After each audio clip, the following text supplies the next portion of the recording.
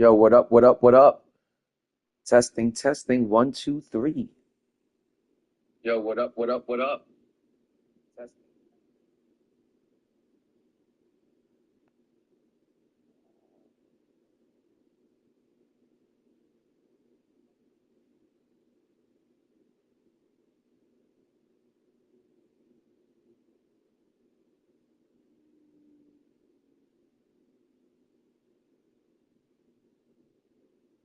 Yo, Yo, what up, Jacob? Just over here chilling, trying to get these playoff challenges done. It's not that I fell behind or anything. It's just I should have them done by now. And if you get it done, you get a 100 overall Miles Turner. Excuse me, guys. And then you also get a 100 overall Jalen Williams. So I'm going to start that grind today and get it done. I don't think it's going to take me any longer than like an hour, hour and a half at the most to get it done. There's not too much to it, and they're pretty easy, pretty simple challenges to complete. It's just they take a little bit of time. That's about it. But remember, guys, if you get all of this done, at the end, we are going to get an Invincible, and I'm hoping that the Invincible is going to be Invincible SGA or Invincible Chet. So I definitely think it's worth the grind.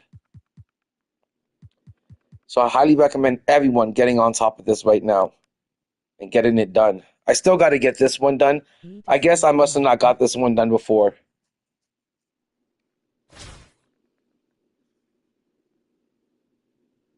Yo, Jacob, send me your team. I'll definitely check it out for sure, man. My team is looking like a hot mess. The 100 overall players are coming down in value. They are coming down in price. And my mind is like so scattered right now. I don't even know what to do with this market crash. I don't know which players I should surround Yao Ming with. I got 100 overall Yao Ming from the locker code, and I'm definitely going to build my team around him. I just don't know what pieces to surround him with. And the first thing I want to work on is my 4 position, so I was thinking of playing Shaq side by side with Yao Ming. But as far as the 1, 2, and the 3 position, I'm still not sure which players I want to buy, but I am right now in the market trying to get Shaq for dirt cheap. Or as cheap as possible. Shaq is still going for like 2 million MT, the 100 overall Shaq. The Invincible Shaq is like 5 million plus MT. But that's all I'm trying to do is finish these playoff challenges and then take advantage of this market crash, because this is a huge, massive market crash. And I never thought the 100s were going to come down in price so quickly, and I never thought the 100s were going to be so cheap. But they are looking cheap as fuck. And I think right now is the time to get them. So there's a few 100s that I've got my eyes on. There's quite a few 100s that I have my eyes on. I would like to get Shaq. I would like to get Scottie Pippen. I would like to get what else would I like to get? Michael Jordan. Halliburton goes. Penny Hardaway. There's a whole bunch of 100s that I haven't had the chance to play with, that I want to get my hands on. And right now the market is looking pretty cheap, but I have a feeling that if you just wait till Friday when they drop the new promo, and if there's a GOAT card, you know, in this Friday's promo, I think the market's going to crash even more. So while the market's looking really, really good now, I think the market's in for an even bigger crash.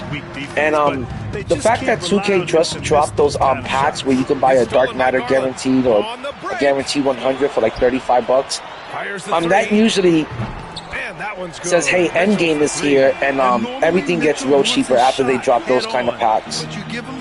So the market's going to continue crashing, especially for the 100s. They're going to come down in price some more, especially after this Friday if they drop a GO card.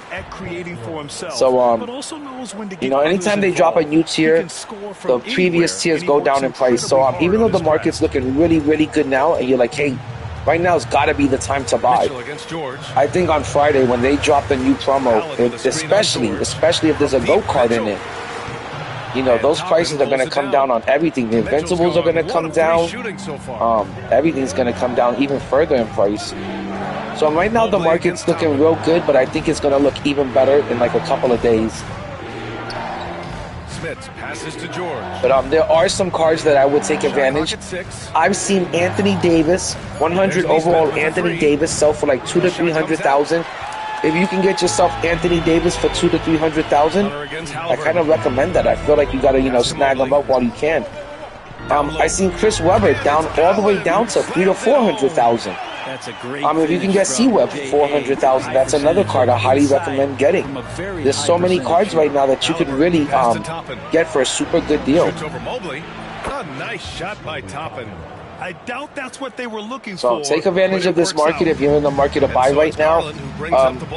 Also, try to snipe yourself some really good deals. Maybe there's a card out there that you can hold on to for a week or so, and maybe in a week or so, this market might bounce back a little bit, and you can make a profit off of it.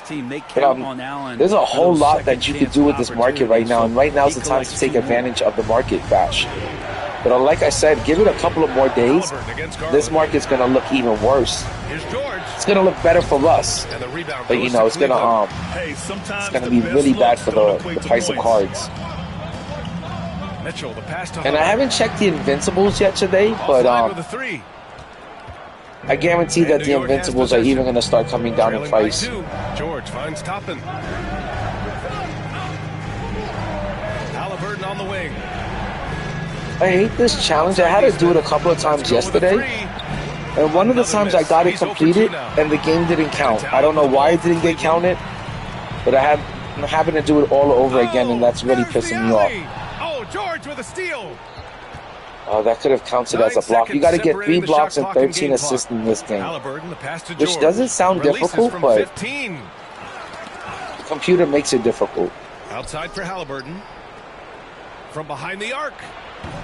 But I've already done this challenge like twice, and like I said, one of the times I got it done, I completed it, and it didn't count. And I think it has something to do with like me losing internet connection for a little bit. Mitchell. 3 seconds left. And some nice defense there to end the quarter. Okay, I did get that second block that I needed, so that's the most important thing. Now I've got to get myself 13 assists and 1 more block, and then I'm done with this challenge. But like I said last night, I don't know if it was because I was tired, but I ended up doing this challenge like 3 different times and not getting it done. So I just want to get it done and over with and move on to the next one with the challenge and complete it. But thanks for hanging out, Jacob. I appreciate it.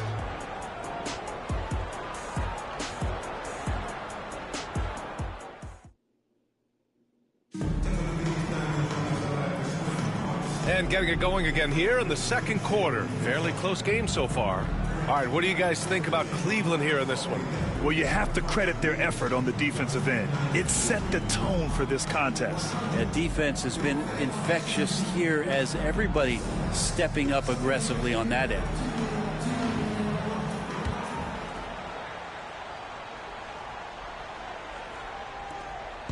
And New York has possession. We've got Jared Allen. But yeah, just some easy grinding to start my day off with. Like I said, I never start my day off with like showdown or salary cap. I think sometimes that's a little too sweaty to start your day off with. But I like to start my day off, completing some challenges and just getting it out the way. Halliburton outside. I feel like that's the best way you can make use of your time when it comes to this game. And when it comes to this game, you want to make sure you utilize your best time in the best way. That you're self-sufficient and time efficient. You don't want to have to be doing these challenges a whole bunch of times just to get it done. Then it feels really repetitive. And right now, I've already had to do this one like 2 to 3 times. I'm getting tired of it. Then there's Isaac Okoro. Then it's Max Strus. And it's Porter in at the point guard. Drains the triple. And, starting your day off with, agendas, it's a good way to warm up and stuff. By the time I get on to showdown or salary cap, I'm pretty warmed up for the day. And we played just over a minute of basketball in the second quarter. Allen inside. But it is summertime, and I should be out there doing something better with my time. But for some reason, the summer has started over here with nothing but rain. The last 3 to 4 days has been real rainy here in Orlando. Halliburton, the pass to Toppin for 3, and again New York with the triple. Well, the defense doesn't want to let the only thing that makes this challenge difficult is a lot of these cards suck. They have really terrible releases, terrible jumpers.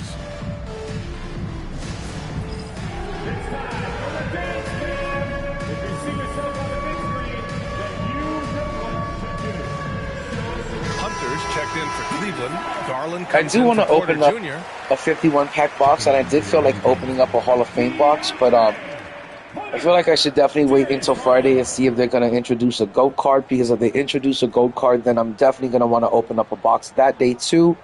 And I don't want to be spending, you know, $200 a week on the game or something. I think the most I want to spend on the game right now is about $100 a week, considering we are at endgame, and 2K26 feels like it's right around the corner, and everybody just wants this game to be over and done with. So I'm not like really big into wanting to spend money on it anymore. But if they drop a GOAT card on Friday, I do want to open up a Hall of Fame box or a 51 pack box. Highly competitive. But I also want to start enjoying my MT, because like I said, we're in endgame, and the 100s have completely dropped in price. So I might just want to pick up some 100s and start stacking up my team with, you know, cards like Shaq, you know, cards like and it's Allen who slams it home. Already 5 I would love to get Ben Simmons, you know, so there's so many good 100s that I haven't had a chance to play with, that I would love to play with. And they come down in price, you know, and there's no reason for you to spend your MT on a bunch of Invincibles, when right now the cards to get are the 100s, for sure. You know, I know we're in endgame, and you're supposed to be wanting to run with just the Invincibles and the GOATs, but the Invincibles are really expensive. There's only one GOAT on the market, and why not enjoy the 100s that are out? So there's a lot of 100s I want to get, like Porzingis. I haven't had a chance to play with Porzingis since his Pink Diamond came out, and that was like 3 or 4 seasons ago. You know, so I really would like to play with this 100 overall Porzingis. That would be amazing. And there's a lot of good cards out there that I want to run with. Pass to George. Now Halliburton. Kicks it to George. Fires the 3. That's good. But yeah, you've got to get 13 assists and 3 blocks in this game. Let me see how many blocks I have, because I am not going to do this agenda again. I am not doing it again. Garland scanning the floor. Hunter against Toppin. Allen with it. Oh my God. It's funny, when you need to get blocks in this game, every single player, including the center that's not supposed to be shooting threes, will start shooting threes just to make sure you don't get any blocks on them. Halliburton finds George. Over Hunter. And it's but yeah, out of all of the challenges thus far, this was the only tough one I ran into, but I think they're going to get these free 100s, I'm pretty sure they're going to get a lot tougher, and I'm pretty sure 2K is not going to make it easy on us to get a 100 for free. But you can get 2 free 100s today if you know, complete these challenges, and they're not too bad. Yo, what up, Honcho? Yo, man, I'm just trying to complete these playoff challenges and get this 100. Actually, there's 2 100s you can get, but I'm really excited about hopefully getting a Invincible SGA eventually, or an Invincible Chet. So I just want to make sure I get this done. Just under 3.5 minutes played. And to me, it's making the playoffs actually that more exciting. Like, I'm actually rooting for Oklahoma City just so we can get an Invincible Chet. Like, that's the only reason why I'm rooting for OKC, is so we can get that Invincible Chet or that Invincible SGA. Outside Nesmith. Here's the 3. Almost guarantee you guys, if you open up that 100 overall pack for $35, you're going to get a 100 SGA out of it. There's the triple. Because they know they're going to be giving out an Invincible SGA pretty soon. He's feeling it tonight. He's been the driving force. Yo, what up, Insano? He put together 10 points in the quarter. Yo, Insano, I kind of fell a little bit behind on challenges, you know, because my son is on summer break. So I am still completing this playoff challenge for the 2 100s. And I want to make sure I get them done so this way I get my free Invincible. But everything else I have completed. I've grinded out everything else. That's the only thing I fell behind on. I've got the whole summer festival event stuff done. I've got both portions of it done. The vibes and the splash zone. I've got all of that done and out the way. Like I said, I've been grinding everything. I've got salary cap out the way. Round 1 and 2, I grinded out all the way to 2,500 points. So that's out the way. And this is the only thing I have left to do. But I've just been like non-stop grinding because I don't want to miss out on anything. Like I said, you can get a 100 overall player from salary cap. All you have to do is grind out round 1, 2, and 3 to 2,500 points. That's all you got to do. And I think it's really worth doing. So I've been grinding out everything from salary cap to playoff challenges to showdown. But it's been a lot of work. Yo, what up, Lakin? Just grinding the game like always, my dude. But it's been a lot of grinding, man, to be honest. Ever since the season started, 2K's really done a good job of finding ways to keep me on the game and just keep me constantly grinding to the point where, like, there's been a few days where I've actually fallen asleep in front of the TV grinding out the game because it does get exhausting. It does get tiring, you know, grinding out the game constantly. It's a lot of work. It's way more work than it was in 2K24. 2K25 really has you working, and some of these challenges that you have to complete, they're not easy. You know, they're a little bit challenging. Checking out the group for Mike D'Antoni to start the second half. Aaron Neesmith is out there with Toppin. Then there's Tyrese Halliburton. All I want to say that all of them have been super easy. They haven't been like super easy. They've been a little bit challenging and very time consuming for sure, and repetitive. You know, when you're trying to do these playoff challenges, you have to get ready for, like, hey, this is gonna get a little bit boring and a little bit repetitive and tedious, but you have to get it done. And that's why I told people, don't save it for the end. Because if you save it for the end, it's going to be a lot of work. And that's why I always tell people, do it as they drop these challenges, you know. As soon as they drop these agendas, get them done. Don't wait till the end. Because then it's going to feel like a lot of work. Toppin shot is off. And Cleveland has possession. Hunter on the wing. Neesmith covering. Here's Garland. There's the drive. My gosh, I need one more block. And it's the third quarter, and I start to get nervous when it's like the third and fourth quarter, and I still don't have that final block. Because the game will find a way to cheat you out of blocks.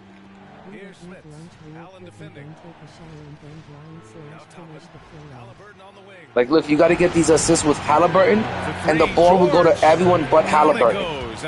It's like it knows you need to get those assists with Halliburton. It'll go to everyone but Halliburton. Or the computer's going to do nothing but shoot jumpers and timeouts for the rest of this game, just to make sure you don't get that final block. So far in this one. The defense has to take the ball out of his hands. He's just knocking down every three-pointer he takes right now. W on the grinding, Lakin. Yeah, I already ate breakfast, already showered up for the day, and I'm going to pretty much be here all day because after this I'm going to grind out some salary cap. Because there's a few things that I have to do in salary cap. I would like to reach 5,000 points in salary cap and get that free dark matter. I know there's not too many free dark matters to get excited about, but I would like to get a free Michael Beasley or a free Dikembe Mutombo. I would still get really excited if I can pull those 2 free dark matters. So I think it's worth grinding salary cap to 5,000 points. But if you don't think it's worth it, you know, for a free dark matter, I would definitely say it's still worth it to grind salary cap to 2,500 points so you can get your free 100. Remember, next season in Season 8, you know, the 100 cards are going to be the cards that you mainly start. Those are going to be the cards in your lineup that you're going to be starting.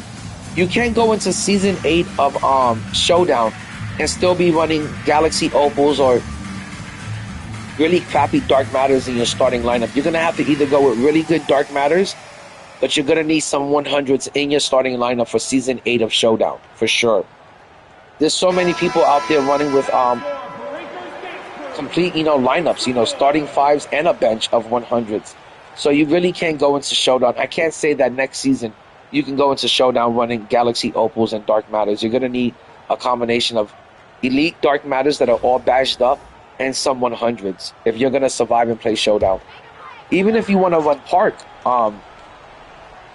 I want to say by next season, by Season 8, everyone at the Park is going to be running a 100. So you're definitely going to need to get your hands on some 100s. Yes, I just got that final block that I needed. That makes me feel so good. I'm so happy to get that out the way. And now I've got to get... Fires from deep. That's good. And let me see, how many more assists do I need? I need about 4 more assists, and then I'm done with this challenge. I don't know why I found this so difficult last night. I don't know if it's because I was half asleep. I don't know if maybe I was just too stoned. But I couldn't get it done for shit last night, and it was really pissing me off. Like, I didn't sleep good last night because I didn't get this challenge completed. And I was like, I'm just going to wake up early and get this shit out the way and get these playoff challenges completed and out the way. Here's Toppin from the arc. And make sure that I can go on to, like, grind something that I actually want to grind, you know. I don't want to be playing the computer all the time. Like I said, my main mode is Showdown. My main mode is Salary Cap. Not over here to be grinding, you know, against the computer all day and shit, man. This shit kind of gets on my nerves after a while. And last night was one of those days where the computer was just getting on my nerves. George has got 12 now. It was doing everything it could do for me to not be able to complete this shit. And I just want to get this shit done and over with. And also, guys, we're going to be taking a look at the auction house a lot through the day. I'm talking about I'm ready to do some sniping because the auction house is at an all-time low. And it doesn't get any cheaper than this. So we're also going to be seeing if we can snipe anything and if anything's worth sniping. Like, lately I've been seeing Anthony Davis for like 300,000. Let me know, guys. Are there cards that, you know, I shouldn't even be wasting my time with, like Anthony Davis for 300,000 MT? I think that's a good deal, but everyone else seems to think that's a real crappy deal. You know, I was also looking at Patrick Ewing has gone down to like 200,000, 180,000. So it's crazy, but there's a lot of 100s out there that are super cheap now. Like, cheaper than I ever thought they were going to be. I never thought the 100s were going to fall to, you know, 100-something thousand to 300,000 MT. So right now is the time to take advantage of these cards while they're cheap. 15 seconds left in the third. And the rebound goes to Cleveland. Look at that fucking animation. It made the ball completely roll off the rim, even though it should have gone inside the rim. It missed and defied the laws of physics. But it was on the rim, about to go in, and it completely rolled out. And we've just finished the third quarter. What a tight game we've got going. New York out in front. Yeah, I can tell now that the computer's trying to make this a tight game. And you gotta watch out, guys, because the computer, the CPU's not fucking around right now. 2K does not want to give you these 100s for cheap. They're gonna make you work for these 100s. So if you think you're just gonna come in here and get these 100s like it's nothing, they're gonna make you work for it. Especially if you saved all of these challenges for the last minute. If you gotta do round 1, 2, and 3 at the same time, like you just started today, I feel sorry for you. Like, if you just started on round 1 today, I feel really bad for you because you're gonna be here for like the next, I want to say 4 days doing this shit. 4 to 5 days doing this shit. Should be an exciting finish. They've got Max Strus. DeAndre Hunter is out there with Tristan Thompson. I remember round 1, 2, and 3, each took me 2 days each to complete. They were not easy challenges to complete. They've led by as much as 10. You know, I had to split them up into 2 different days. Come on, PG. George outside. Lets the three fly. They get it again. Outside for Halliburton. The three is up. George's shot. Oh my gosh, man. Why are my guys shooting so badly now? Okay, I'm going to have to take this to the roof and make sure I get this win. Offensive board. That's good by Thompson. Look at the game trying so hard to fucking take this away from me. To make sure that I got to spend more time on the game just completing the same challenge. It's such bullshit. I hate fucking playing against the computer. And guys, that's another thing. For Season 8, you know, the fact that we only have like 2 seasons left in this game, I don't even know if it's 2 or 1. But I don't think I want to waste any more time completing challenges. I don't think I want to waste any more time playing against the computer. I don't give a fuck what they give us anymore. I don't give a fuck if it's an invincible. I'm just done playing against the computer. I'm just like so tired of grinding against the CPU and completing challenges, man. It's getting boring, man. They throw good. After I get these 100s and this Invincible card, I'm going to take a little break because I want to grind out more Showdown. I want to, I think if I didn't have so many challenges to complete every season, I could reach 120 wins in Showdown. But since I got so much stuff to do in salary cap, so many challenges to complete, I only get to like 80 wins in Showdown every season. And the people that get to 120 wins, the people that get to 200 wins in Showdown, they don't fuck around with these challenges, man. They're not out here completing this shit. And the only reason why I do it is because I'm a complete pack addict, and I love, collecting players. And so I always love the hope, the chance that I'm going to get a really good player out of, one of these packs. But you never do. We've already lost. So some strong words from coach in the huddle. Back to you. Got me 3 more assists. Now here's Garland. Pass to Allen. It's rebounded by George. George has got his 5th rebound in this one. Halliburton against Garland. For 3, George. That's good. I need 2 more assists, but more importantly, I need to win this game. 15 points in just the second half. Computer wants you to engage with his soul value. He wants you to actually play and participate against them and play defense. And if you don't, the computer will fucking kill you right now. It is not trying to give up these 100s for nothing. 2K is gonna make you earn this shit. And it's Hunter picking him up. Back to Halliburton. And the dunk by Halliburton. See, it's gonna let me score as long as it doesn't, equal me completing the challenge. Above the rim like that. Oh, a strong mindset and even stronger finish.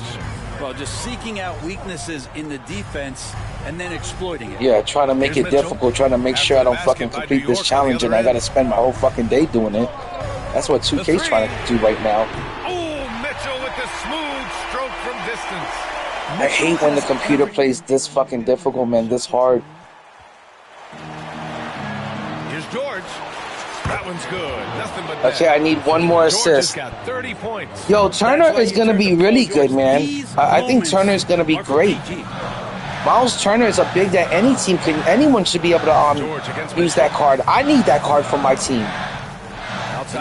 Those cards are definitely going to play on my team. I don't have enough 100s to be picky and shit, man. And it's New York with That's for sure. Toppin's got 4 rebounds now. George finds Halliburton. Back to George. From downtown. Knocks down the long. That's it. Okay, guys, I just want you guys to witness this and see this. I completed both part of the challenges. I got 13 assists with a player, and I also got 3 blocks with a player. Because the other day I did complete this challenge and it didn't count it. And I know that it was completed. Pretty infectious. And I'm sick and tired of 2K doing that sometimes you'll complete a challenge, especially at the park. Sometimes I can get a win streak at the park, like a 5-game win streak that you need, and then I step off the triangle, I go to check if I got the prize, the reward, and it says I didn't complete it, like I only did like a 4-game win streak or something. And it happens to me at the park a lot that sometimes my challenges won't get counted. And I'm so tired of that. I don't know if Jalen is any good because I haven't gotten any of those players yet, but that's what I'm trying to do today is get those 2 players. But I think Jalen is going to be pretty good too. I think if you can run Jalen at the 3, I think you got a good small forward and a good power forward coming with these 2 100s. So I think they're definitely worth the grind. I mean, guys, they're 2 free 100s. We can't be picky. And Miles Turner is pretty good. Even if you don't want to start any of these 2 cards, you can use them off the bench. And remember, grinding out these challenges and completing these challenges is going to lead to a free Invincible. Whether or not that Invincible is Tyrese Halliburton, whether or not that Invincible is going to be SGA or Chet, we don't know yet. But if it's going to be SGA or Chet, guys, that's a home run. Those are cards that are going to make your lineup, your starting lineup. So you got to get this done. Turner better than Duncan. Sin, I'm one of those people like Ty Devo. I'm still a really big fan of that Tim Duncan card. I love that 100 Tim Duncan. I know it was a free 100 that we got from the level 40, but I think that card is still elite. I'm still using that card in my starting lineup. That card is still doing work for me.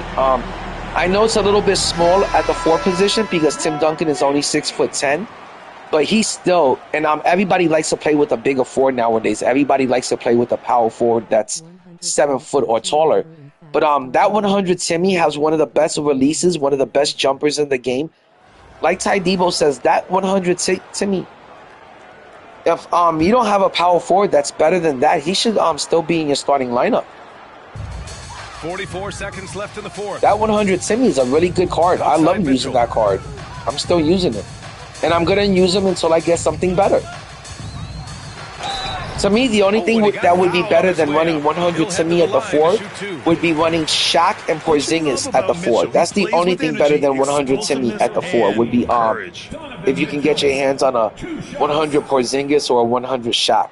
Those are the only 2 cards that me personally, or Dikembe, that I would run over Timmy. No, I wouldn't run Dikembe Mutombo over Timmy.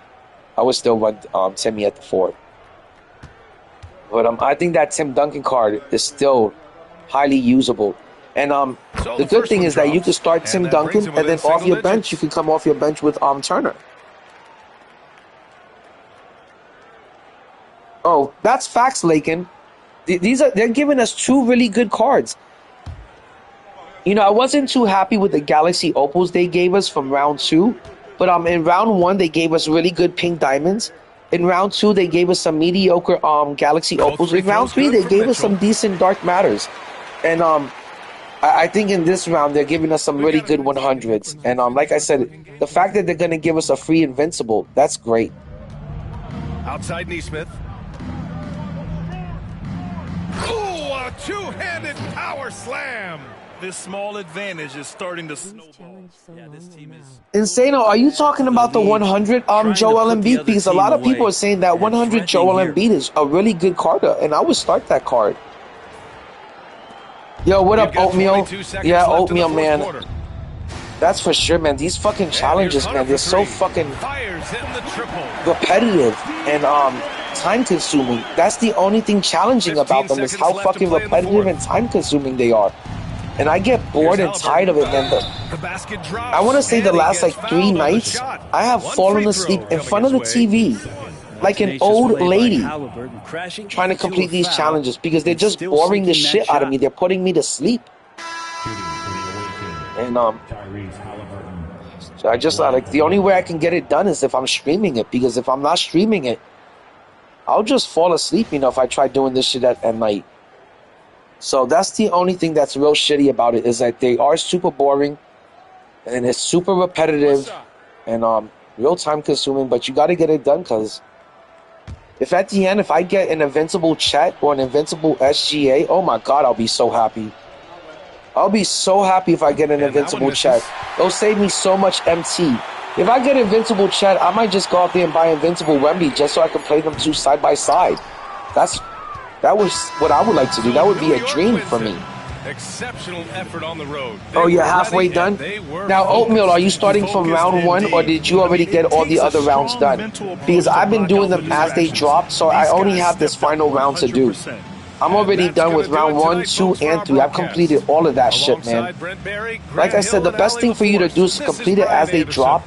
If you just wait till the last minute, it's going to take you forever. But like I said, the best thing for you to do is just complete it as they drop, get it out the way, so you don't have to worry about it anymore. But if you wait till the last minute, man, you're going to be here forever trying to do round 1, 2, and 3.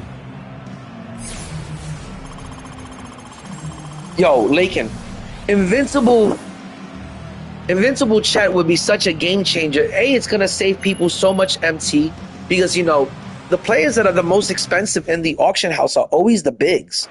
The bigs are usually the most expensive players, like Shaq and Wemby and stuff like that. They're always the most expensive players. So if we can get an Invincible Chet from this company for free, oh my God, that'll be a game changer, man. It's going to save you so much money. They're going to give you an elite big. You're not going to have to worry about buying another elite big for the rest of this game, because they just gave you one for free. So I'm hoping we get Invincible Chet because, like I said, that's going to be a game changer. You'll be able to run with that card till the end of the game. You won't have to worry about spending your MT to buy a big out of the auction house. he'll be a starter for the rest of this game. And I just got Dark Matter Pascal Siakam. I have to say, I've been really impressed with his real-life gameplay. This guy is fighting for his team to win a championship. This guy is fighting for the MVP. This guy is putting blood, sweat, and tears in it. He showed more effort than 98% of the New York Knicks did. And that's the truth. Those are the facts, and that's why they won. They didn't win because they had more talent. They won because they actually put more effort. They put more heart, more blood, more sweat, and more tears into those wins. And that's all they did, was they gave it more effort. But the only person on the New York Knicks team giving it any effort was just Brunson. And we were trying to put the whole fucking series on that little man's shoulders. And we were just expecting Brunson to carry us the whole way through. Our offense, we didn't have any plan. Our offense was just Brunson. And he couldn't do it, but I don't blame him because we were putting a lot of responsibility on his shoulders. But the Indiana Pacers were playing as a team, and that whole team was giving effort, especially Siakam. And he might get the MVP. He was playing really good in that New York series. So that's why the Pacers won. It wasn't because, New York didn't have any good talent. It's because New York, the players weren't putting any fucking effort into it the way the Indiana Pacers were. All right, guys, I got to get started on this. Like I said, I just got to get this done and then the Oklahoma City part done, and I'm going to get myself 2 free 100s.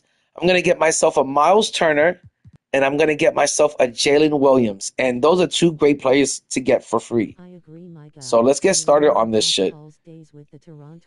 Rewrite history and defeat the Indiana Pacers in a game of triple threat. Make sure you have OG Anunoby in your lineup. No problem. Doesn't sound too difficult. I've already got OG in the lineup.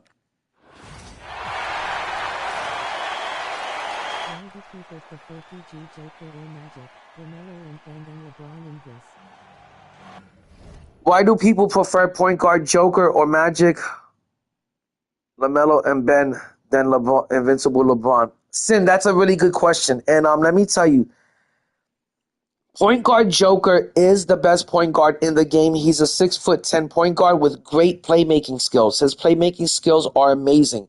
So PG Joker is definitely the best point guard in the game.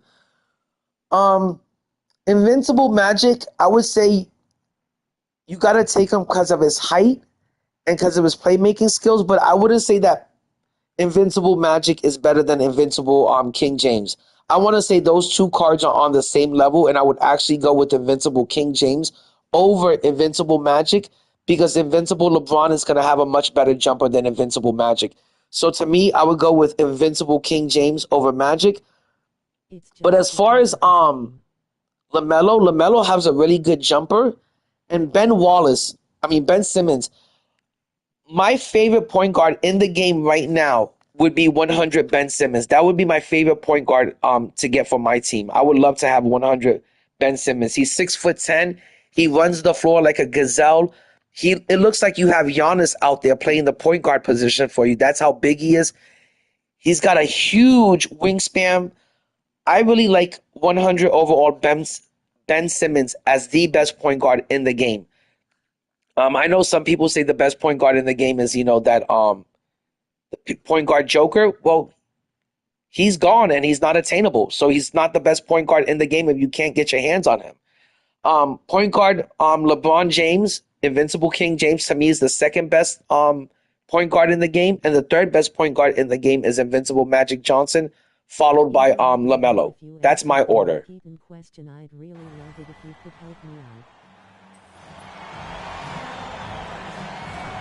Oatmeal, what's your Mark Eaton question? Let me know what your question is, Oatmeal. I'll try to help you with it. But Sin, those are the that's how I rank my point guards. The best point guard in the game is Joker, followed by Invincible King James, followed by Invincible Magic, followed by LaMelo. And then those other invincible point guards like Gary Payton and Derrick Rose, I wouldn't even look at them and I wouldn't even touch them. I wouldn't spend $300,000 to $400,000 or even $500,000 MT on either one of those 2 small point guards. I know a lot of stupid people, I don't want to say stupid. I know a lot of people are making the wrong decision of spending like $900,000 to $1 million MT on Derrick Rose. just because he's an invincible.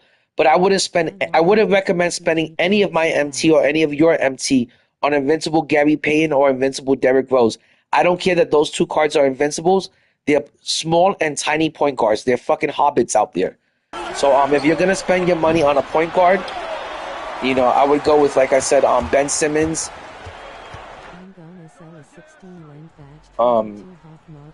King James, Magic Johnson, and LaMelo. Those are my 3 favorites that I would go with.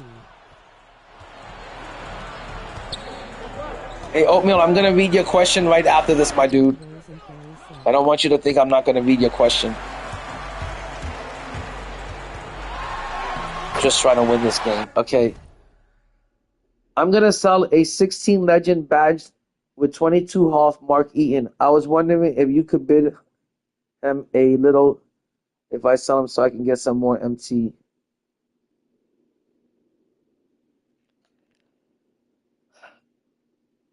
Oatmeal, you know, I'll do you that favor and I'll bid him up a little bit. Just a little bit. But I really can't take my chances that I end up with a Mark Eaton. I really can't. I don't want that card at all.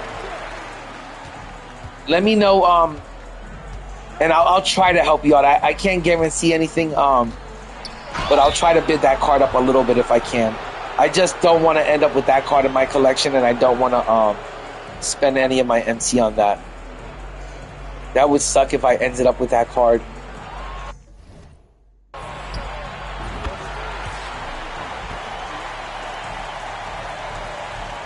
But I'm always down to try to help somebody, you know, anyone in the community if they need any help with anything.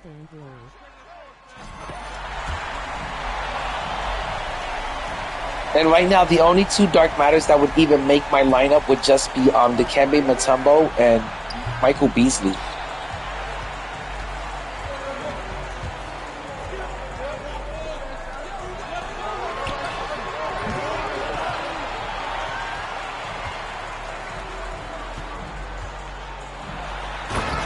This Dark Matter, J.R. Smith, I had so much fun with this card.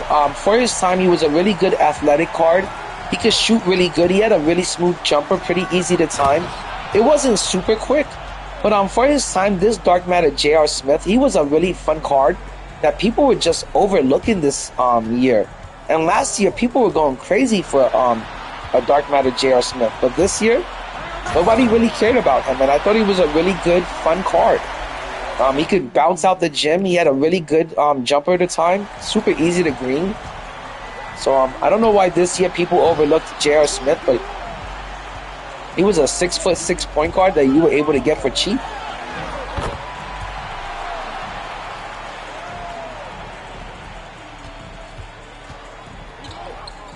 Oatmeal, let me tell you, man, today is not the best day to sell your card. Today the market is taking a massive crash.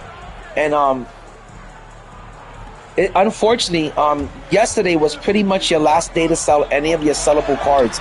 And I was trying to tell people yesterday, if you had any cards in your collection that you found undesirable and that they were sellable, yesterday was your last chance to sell those cards. Today's not the day to sell your cards at all, man. The market has taken a massive crash, and everything is cheaper than I've ever seen it before. And today's not the day to sell your card. And then tomorrow's not going to be a good day to sell your cards either, because tomorrow they're going to drop the leaks, the Thursday leaks. And Friday is not going to be a good day to drop anything into the auction house, because they're going to be dropping the Friday promo, and they're going to be most likely dropping the new tier, which is going to be the GOAT tier. And anytime they drop a new tier, the previous cards, the previous tiers go down in price tremendously. So if they drop the GOAT cards this Friday, all the cards are going down. 100s and below are going down big time if they drop the GOATs. And I think this Friday they're going to drop the GOATs, and you're going to see an even bigger market crash after Friday. After this Friday promo drops, the market is going to go down big time. And it's already starting to crash. There's 100s out there that you can get for like 180,000 MT. I've seen 100 overall Anthony Davis sell for like 200,000, 300,000. I seen Chris Webber sell for 300,000 to 400,000. So the market's taking a huge huge dive, huge nosedive. So right now is not the time to sell your card at all. You're gonna get pennies on the dollar from it. So I would wait maybe until like I think the next best time to sell your card would be right before King of the Court. That's gonna be your best bet right there. But from here until like Friday evening, Friday night, the market is gonna be taking a huge, it's gonna sink like the Titanic. It's already sinking like the Titanic. So I don't know what to tell you, but right now is not the time to be selling cards. Now, right now is the time to be trying to get the cards on the low, trying to do some sniping and then maybe hold on to your card, see if it goes up in value. But right now is the time to get the cards you've been keeping your eye on, cards that you actually want to run with and play with. So like right now you've been wanting to get your hands on Patrick Ewing. Right now you can get Patrick Ewing for less than $200,000. Right now would be the time to pick him up. If you've had your eye on, let's say, Clyde Drexler, you can get him for $100,000 right now and just fuck around with that card, see if he's any good if you like him. If you've been wondering about Chris Webber, you can get him for $300,000 to $400,000 right now. So there's a lot of cards you can get on the super cheap right now.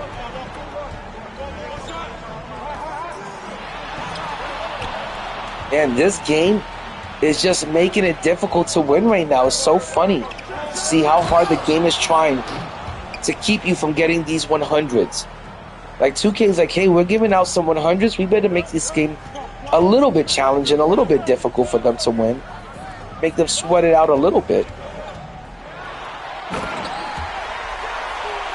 But these games definitely are not as easy as they were in rounds 1, 2, and 3. They were much easier before.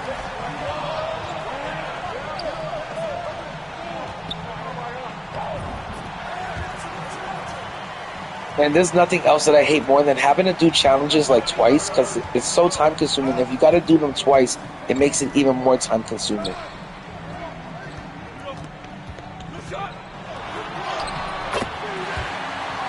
So I would recommend that you guys try to complete this shit the first time around, because you don't want to have to do these challenges like more than once. But I think I seen Mainstream 2K that he was able to get these done in about 2 hours. I want to get them done in about an hour and a half. I don't want to be here for 2 hours doing this because I want to move on to salary cap. Okay, guys, I think I've got 3 more challenges to complete, and then I'll be done with this. So like I said, man, you got to grind out these challenges, man, if you want to get anything for free from this company. And if you want to earn yourself a free Invincible, believe me, you're going to have to get this shit done. And I hope you guys didn't wait to get rounds 1, 2, and 3 done at the last minute. This was not something that you wanted to wait to do at the last minute.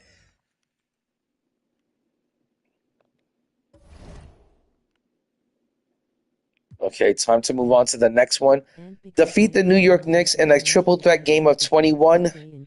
You must use Tyrese Halliburton and Aaron and Pascal Siakam in your lineup. Okay, that's not too bad. 4-minute quarters. I'ma be so mad if it's Invincible Shaylol. I have the 100 for free. This is another thing that makes it time consuming, is that you constantly have to like rotate players in and out of your lineup and be making teams. So this part makes it a little bit time consuming, having to constantly make a new team for the next challenge. Oh my gosh. But this is the part that makes it real, like, time consuming, is having to do this shit. Okay, I gotta put in Tyrese Halliburton. Where is Halliburton?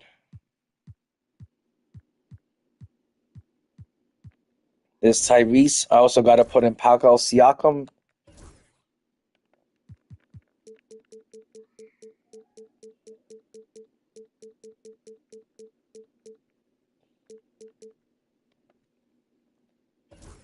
And then I gotta put in, I think there was one more player that I had to put in. One more Pacer player.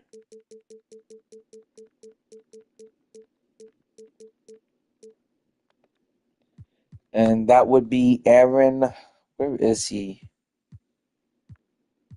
I'm not even going to attempt to say his last name, but Aaron something.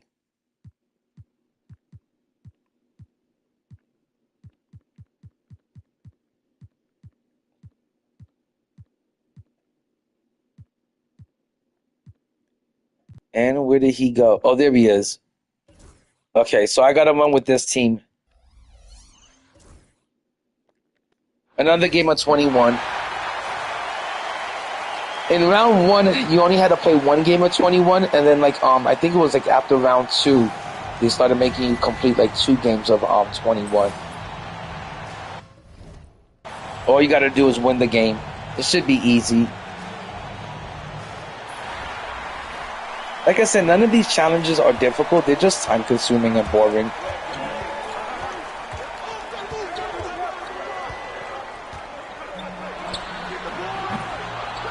Tyrese Halliburton can't shoot for shit in this game. But what I really want to do today is, like I said, play a lot of salary cap and keep my eye on the market and see if there's anything we can snipe, guys, for the low.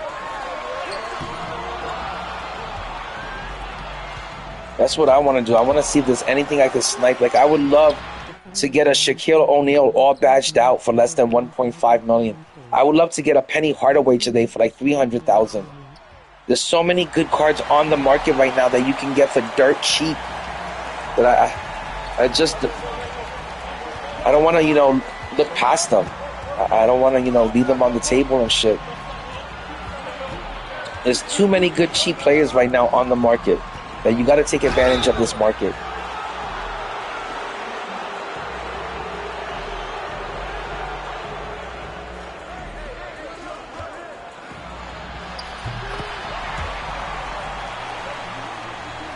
Hey Vlad, why are you asking my age? Are you trying to take me out on a date or something? I mean, good lord. That's usually not a question that I ask another man, hey, how old are you? Sounds pretty stupid.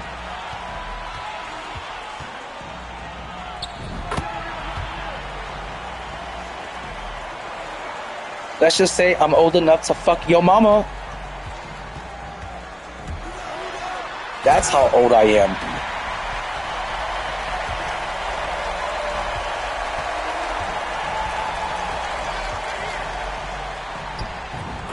Whatever you say, Vlad, but I pulled off some pretty amazing snipes this year, and I'm pretty sure that I can get Shaq for 1.5 with a few badges on him. The market's crashing, and the market's going to continue crashing because on Friday they're going to drop a new tier. They're going to drop the GOAT cards, and usually when they drop a new tier, the cards from the previous tier, the cards from the lower tiers go down in value, and I'm pretty sure that by this Friday, by the time they drop the Friday promo, I'll be able to get Shaq for a much cheaper price.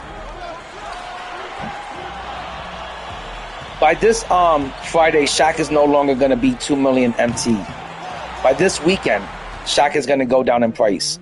All the cards, all the 100s are going to come down in price after this Friday because they're going to introduce a new tier.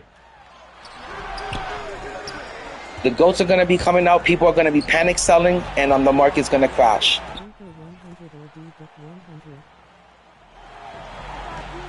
Listen to him yap on about his might and load. So then get the fuck out of here, Vlad. I'm trying to keep it positive in my room. And this is what I do. I play 2K. This is my daily driver. This is the game that I love. Okay, sorry for loving basketball so much. But guys, get this loser out the fucking chat. I can't concentrate on the game with this fucking weirdo in the chat. Let's get this guy booted out of here. Let's get this guy the fuck out of here. Comes in here and wants to hate on fucking people that love to play this game and shit.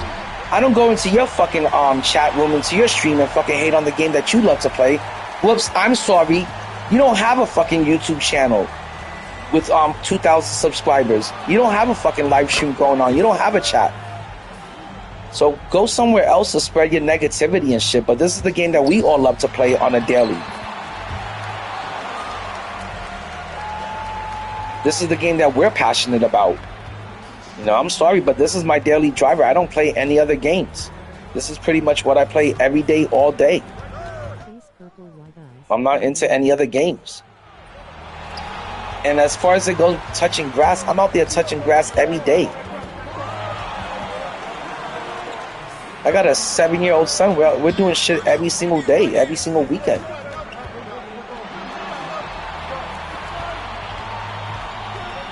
And I don't know any other dude that's worried about what another dude is worried about. That's kind of fucking gay sounding to me. First, you're going to ask me, how old am I? And then you're going to tell me, you're going to ask me, what do I do all day? What are you trying to ask me out on a date? Like, damn, dude, go somewhere else to spread your negativity.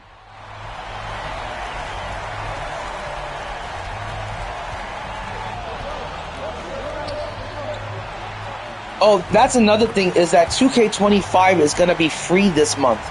So as soon as the game, you know, as soon as they give out the game for free, believe me, guys, this company is in the business of trying to hook people for next year. So now that this game is going to be free, believe me, 2K is going to be dropping a lot of good content, a lot of, you know, grindable content, and a lot of cheap content. And you're going to be able to get your hands on a lot of cheap cards. You know, you're going to be able to buy them.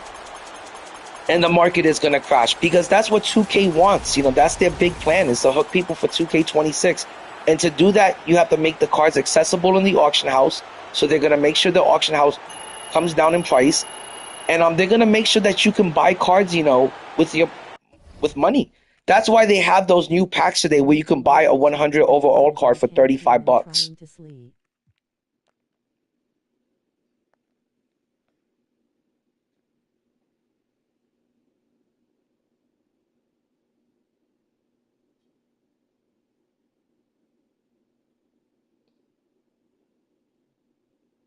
Can't have an Italian in my ear yapping about Maiden while I'm sleeping.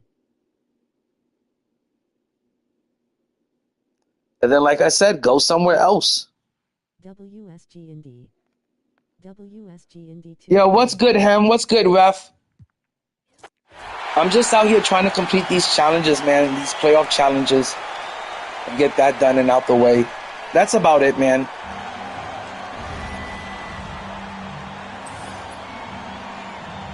And like I said before, these challenges, they're not that difficult. They're just real time consuming and boring. And if you don't keep your eye on the game, the computer can sneak a win on you.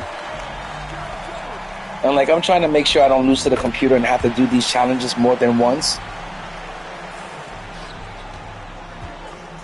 But that's it. And I think it's going to be worth it because, like I said, you get a free Invincible, guys. I can't seem to hit those 8 3-pointers for Tony.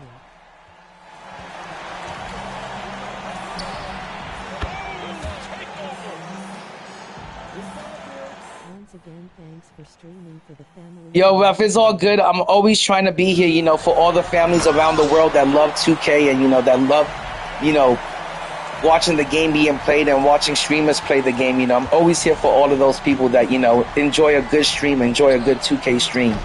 Like I said, I'm here for the 2K community. I'm here for the 2K culture, Ref.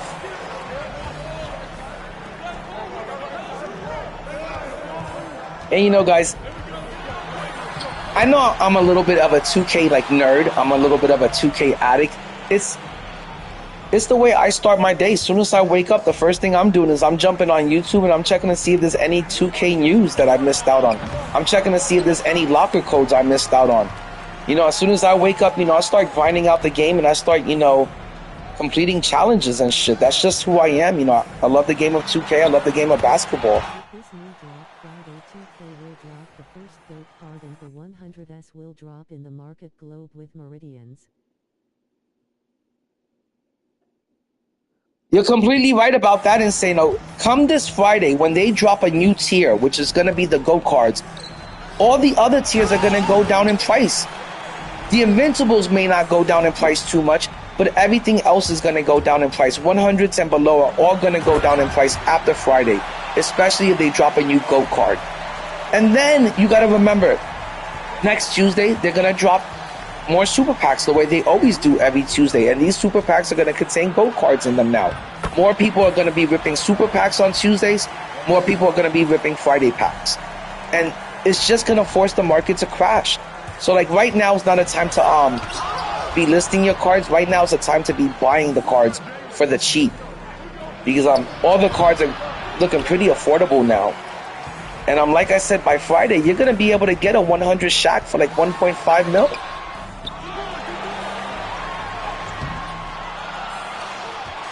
You know, if you guys look at the market right now, you can get 100 overall Michael Jordan, who like just a few days ago was easily over 2 mil MT. He was still like 2.2, 2.5. You can get that 100 Michael Jordan right now for like 900,000 MT. If you just keep your eye on the auction house right now, you can get 100 overall Mike for 900,000, especially at nighttime when the prices go down on the players. And, you know, not so many people are on the game at night, you know, trying to snipe for plays for the cheap. You're definitely going to be able to find Michael Jordan tonight for like 900,000 MT. And Penny Hardaway, I've already seen him sell for like 300,000 to 400,000 MT. So I'm going to keep my eye out for players like Ben Simmons. If he goes below 2 mil, I'm going to pick him up. Players like Shaq, if he goes for below 2 mil, I'm going to pick him up. Players like a Porzingis, if he goes for below 1.5, I'm going to pick up Porzingis. You know, I'm tired of waiting for the good cards to come out. There's only 2 seasons left. It's really time to start enjoying this game. So if you got a bunch of MT stacked up, right now is the time to start enjoying the game.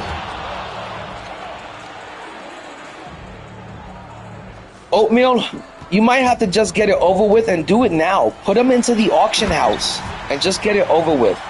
I don't think there's going to be a good time to sell your cards anytime soon. The time to sell your cards has already passed. The market is crashing way too much right now to even worry about that. This is the new market. This is the new market. You know, the price of these cards, they're not going to go back up. They're going to go down in value. So right now, I would say sell your card as soon as possible. I wouldn't recommend holding on to any cards unless you really like that card. It's a card that you want to keep in your collection till the end of the game, and you have them all badged out. But right now is definitely the time that you want to get rid of any cards you don't want to keep around for the long term. I think so. Soon as I wake up, I call out of work to grind challenges. I'm gotta sell my eating. In what's your concern? Oh, I'm on PlayStation.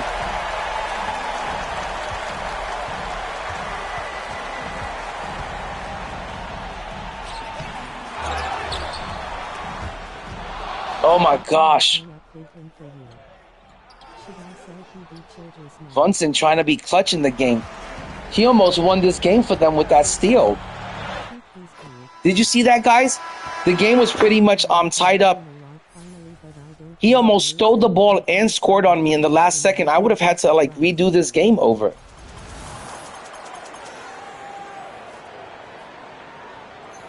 Tony, I would play, but I'm trying to grind out this game. And, you know, I'm trying to complete these challenges, and I want to get them done as soon as possible. When I'm done completing these playoff challenges, I'll play you in a game of Showdown for sure, man.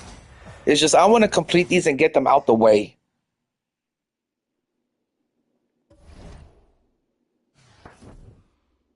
Base Eaton is 400k def selling low. Sell him, Oatmeal. Sell him right now while you have the chance. If he's going for 400,000 right now, sell him while you have the chance to get that kind of MT. I wouldn't recommend like waiting any longer. The market is just going in a downward spiral. It's not going to go back up anytime soon. The dark matters, the 100s, they're not going to be going back up. They're just going to be going further down in value. The only thing that's going to maintain their value for the rest of this game, for the remaining portion of this game, there's only 2 seasons left. The only thing that's going to retain their value are the Invincibles and the GOATs. The 100s and any card below, they're going to go down in value. So sell your cards now while you have the chance. I'm going to take a quick look at the auction house real quick, guys, just to show you guys, you know, like how bad the auction house has gotten. Like, it is down. The auction house is down big time right now.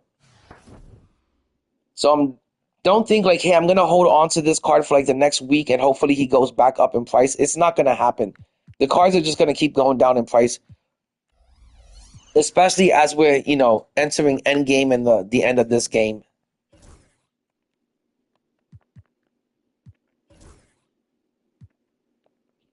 Let's just check out the 100s really quick, and I'm going to check out the centers. Look at this. Dwight Howard, 294,000. George Mikan, 100,000. This card is going to be a buyout pretty soon. Porzingis. Porzingis is one of those cards that has maintained his value. He's still at 1.6 to 2 million MT. I'm waiting for this card to come down. I would buy Porzingis the second he goes down below 1.5 million MT. That's when I'm going to be in the market to buy him. You can get Joel Embiid for below 300,000. A ton of good 100s that you can get for the super low. He was at 2.7. Shaq, especially Shaq all badged out like this, he's still going to be 2 million MT. You can get Patrick Ewing for like 300,000 or less, 200,000 or less. I want to say you can get Patrick Ewing right now for 200,000 or less. You can get Boogie Cousins for 200,000 or less. So there's a lot of good cards, especially there's a lot of good 100s that you can get for the super low. Can you get Yao for the cheap? No, you cannot get Yao. You cannot get Shaq. You cannot get Porzingis. You cannot get those three centers for any cheaper than 2 mil. You're definitely not going to get Yao Ming any cheaper than 5 million MT. And Shaq is going to be really hard to get for below 2 mil. But I think after this Friday, after they drop the GOATs, after they drop the first GOAT card on Friday, cards like Shaq, cards like Yao Ming, and cards like Porzingis, even those cards are going to come down in value. I almost bought AD the other day for 300,000. I'm so glad I didn't get AD for 300,000. I've heard he's pretty mediocre, pretty mid. But at 200,000, he's up. That's a really good deal for 200,000. Josh Smith is also another player you can get for less than 200,000. I think that's a great card to pick up for 200,000. Chris Webber, you can get him for about 300,000 to 400,000. That's dirt cheap for a player that was just over 2 million a couple of weeks ago. So you can get some super great deals right now that this market is crashing. It's the biggest and the best market crash I've seen thus far. Like I said, 2K is trying to hook people for 2K26 right now. That's what they're trying to do. They're giving 2K20 out, 2K25 out for free. Trust me, they're going to make sure that the cards in the auction house are dirt cheap. They're going to make sure the packs are spitting out good stuff, and they're going to make sure you can buy good packs. So right now is a good time to be playing my team. Right now is a good time to jump on the game and get stuff for dirt cheap. And, get a really good deal for yourself.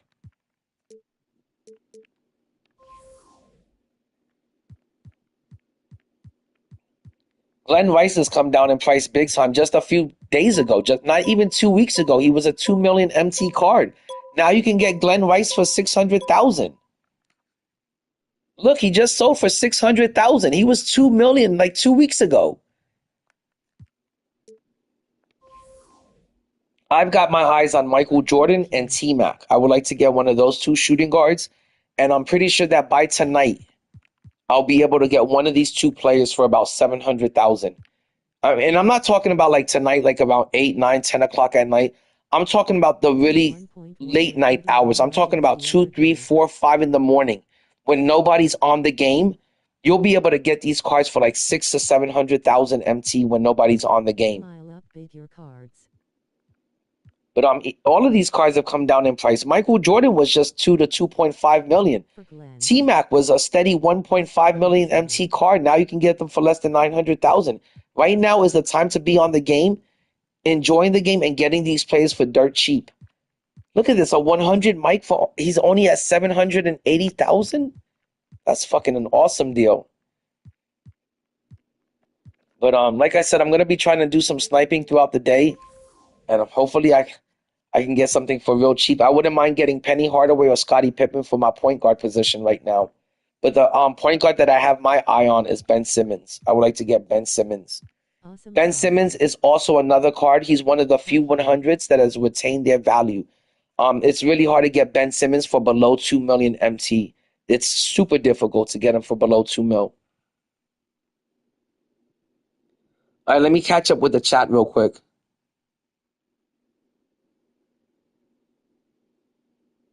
PS5. Hem says paying 1.1 mil with 31 Legends the other day.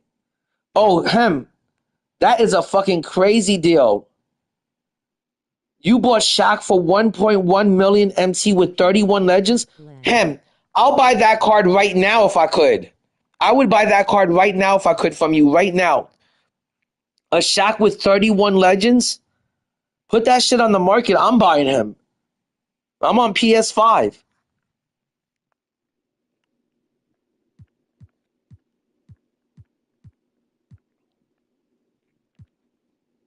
No, I don't got Glenn Rice. If I had Glenn Rice, I would most likely keep Glenn Rice. I would run Glenn Rice if I had him. For sure. That's a card I would keep if I pull. If anyone pulls Glenn Rice, sell him because you could buy him back when he's cheaper. But Glenn Rice is a card that I would definitely run at the 2 or the 3. All right, guys, nothing too crazy right now in the auction house. But I will be coming back to the auction house after every single game to see if there's anything I could snipe. I'm going to be keeping my eye on the auction house all day. Look at that. Just yesterday, this Derrick Rose card yesterday was selling for $1 million MT. $1 million. Actually, I want to say that I even saw Derrick Rose yesterday sell for as high as 1.5. And today you can get that same Derrick Rose for 700,000. That's crazy. I'll upbid for you. Gary Payton, I wouldn't pay more than 300,000 for Gary Payton. This Gary Payton right here, he ends in 37 seconds. He's gonna sell for 300,000. You can't even get Michael Beasley. You can't get Dark Matter Michael Beasley for 300,000, but you can get this invincible Gary Payton for 300,000. You know why? I'm gonna keep it a buck with you guys. I'm gonna keep it honest. I'm gonna keep it real. I'm gonna keep it 100. It's because the card fucking sucks ass. Do not waste your MT on 100 overall Gary Payton. I mean, invincible Gary Payton. He is a hobbit. I know a lot of people are going to hype up the card and tell you, oh, it's an invincible. He's affordable. It's cheap. He's got great stats. No, he's still 6'3". It would be a waste of your MT. There's a reason why he's going for so cheap. Because he's fucking tiny. Same with Derrick Rose. He's 6'3". I wouldn't waste any MT on him. A good invincible that is worth your MT and is a good investment, Rudy Gay for 1.5 million MT. I would rather have him over Vince Carter. I would rather have Dr. J and T-Mac. Those are my 2 favorite guards available right now in the invincible tier. But this Vince Carter, I wouldn't pay 2 mil for him. I don't know why. I wasn't that impressed with Vince Carter cards this year. Dark skin tone. Okay, Oatmeal, let's look at your Mark Eaton card real quick. I'm going to help you out, buddy. Okay, Mark Eaton, what is he, a center or power forward? First of all, he's a Dark Matter. And what team does he play for? I need all the information. Let's see if we can help Oatmeal out. Ty Bro Center. Okay, he's a center.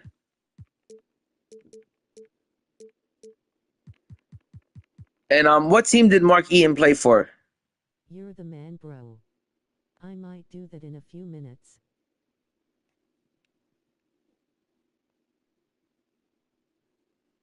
Yo, I'm interested in Shaq. If you got a Shaq for sale with 31 Legends, that card I would definitely. That's a card that I've been looking for, and I'm trying to get like Shaq for 2 mil or under. But usually Shaq goes for like about 2 million. So that's what I'm looking to pay. I'm trying to see if I can get Shaq at a better price. I'm trying to see if I can get Shaq for 2 mil or less. Jazz player.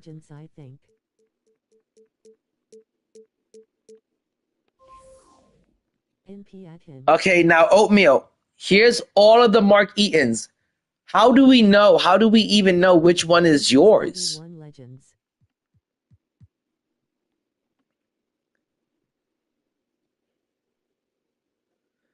Let me tell you, Ham, you're going to bank off of your Shaq and you're going to bank off of that Glenn Rice. With the amount of legends you got on those 2 players, you're going to fucking bank on those 2 players. Both of those players should easily sell for $2 million each. You should easily make $4 million plus on those two players alone. That's how you did such a good job badging out those players.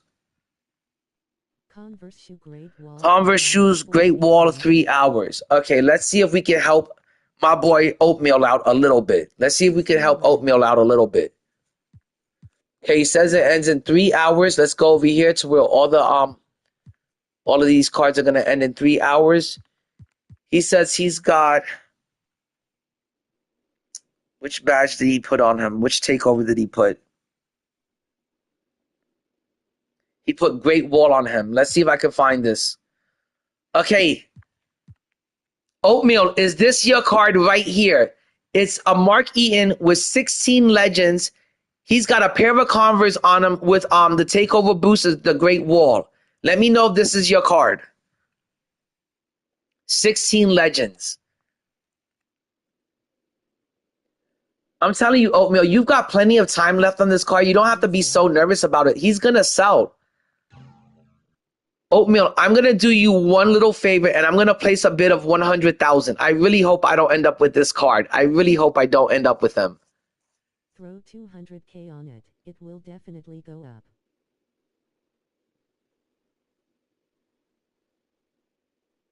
Okay, I'm going to bid it up to 200K. That is... Base sold for 389K. Oatmeal, how much of a bid how much upbidding are you trying to do on this card, my dude? Oatmeal, you're lucky I'm such a good dude. You're lucky I'm such a good friend. It's gonna go for around 500. Do you want me to upbid this to like 150? Still desired. Nothing crazy. He's desirable. Let me know, Oatmeal. Let me know what you're trying to, if you want me to upbid this to like 150, 200, let me know. Do whatever. I'm here to help you, my dude. I'm here to help out the 2K community, my 2K fam. So let me know how I can help you. Do whatever. I'm going to upbid this for you to 150 for now. If you need any more help, let me know. But I'll do 150 for now. Actually, Oatmeal, I'm going to do a really big favor for you, and I'm going to upbid them to, That Ethan. I'm going to upbid them to 150 for now. 175 I'll do, actually.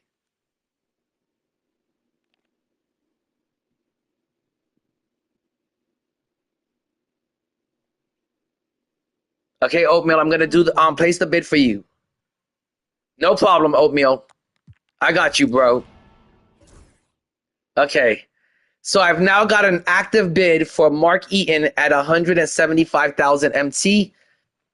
I'm hoping that somebody will outbid me on that. No problem, Oatmeal. I got your back. I got you, my dude. I appreciate you guys. No problem, man. All right, I've got to list some stuff into the auction house myself. Then I'm going to get back to those challenges because I do want to complete them real quick.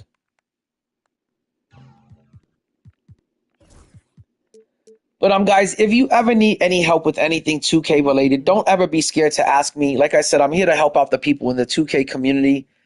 I do it for the 2K culture. So if you ever need any help with anything, just let me know, guys. I'm not like the type of person that's going to make a big deal about helping you out with a video game.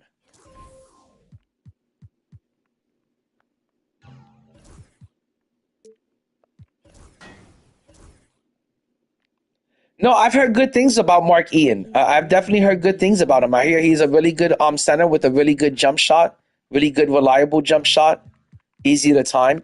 He's just not a player that I would want to run with. I want to run with like a lot of the classic, all-time Hall of Fame players. And Mark Eaton is a Hall of Famer.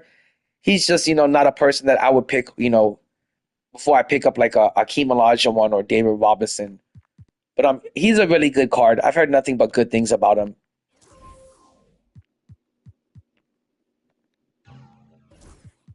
So it's all good. I'm just glad I was able to help out.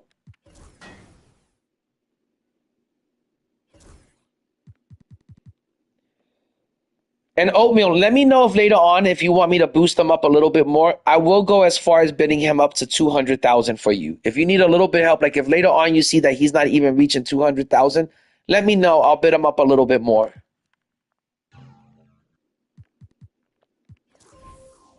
But right now I got him at 175 for you.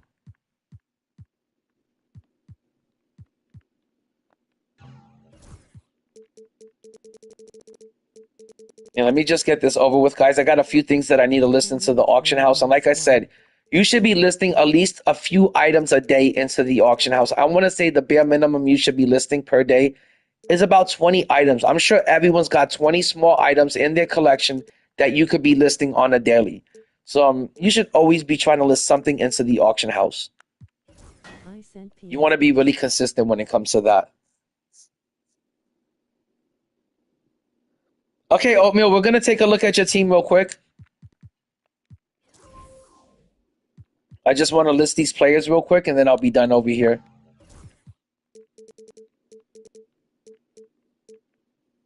I was J7ST watching an old stream. I heard you say what's up, and found you here lol.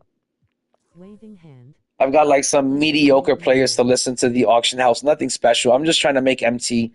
Like I said, you should always be listing something into the auction house, and you should always be trying to stack up some MT every day, if possible.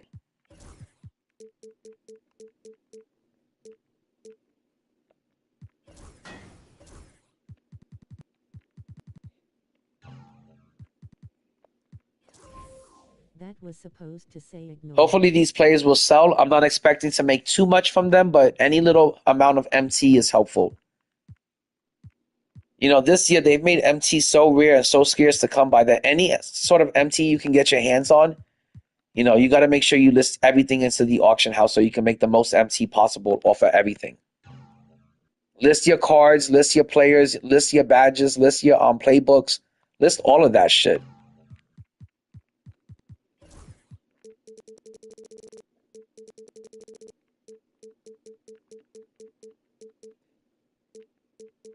Indy 2K, I also sent my squad if you wouldn't mind taking a look. Yo, what up, Bats?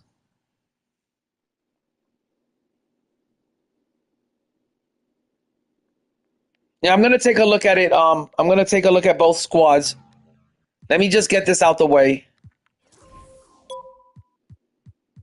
Just gonna list these things real quick, these players. Oh my God, the auction house is taking such a huge, massive nosedive. The auction house is sinking like the Titanic. That's how bad the fucking crash is right now.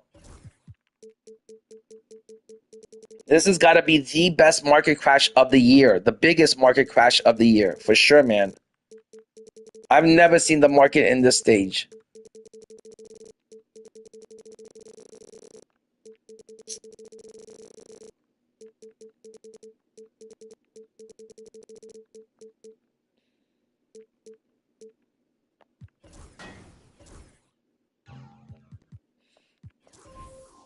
That's one thing I hate about the auction house is having to list cards. It is so time consuming and tedious. Like it gets kind of annoying having to list like so much stuff in the auction house constantly. It is real and that's why people don't like to do it because it's so fucking annoying to do. And then you got to find out, you know, what your card is selling for. You don't want to undersell your card, but you also don't want to, you know, ask for too much for that card or it's not going to sell. So, you know, you have to do your research and before you even list your card, and it just takes forever. I'm going to put Raja for 7,000 because it seems like that's his average price. So I'm going to see if I can get 7,000 for him. But nowadays, you can barely get any kind of MT for the Galaxy Opals. You know, there used to be a time where you could still make like 30,000 MT off of a Galaxy Opal. You can barely make 10,000 off of a Galaxy Opal nowadays. So the market is definitely taking a huge, massive fucking crash.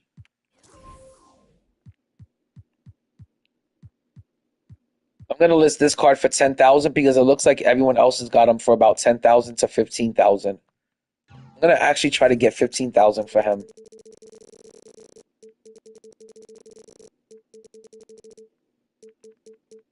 Let's see if he sells for 15,000. Bro, can you actually be quiet? I can't hear him trying to sleep. Indy 2K, I also sent my squad if you wouldn't mind taking a look. Heem, how much MT do you have? Maybe we could upbid each other. I can get you an extra 600k on Shaq if you wanna sell. Bats, man, that's what I'm talking about, Bats.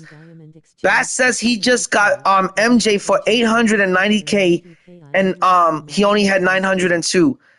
That is an awesome deal for MJ, man.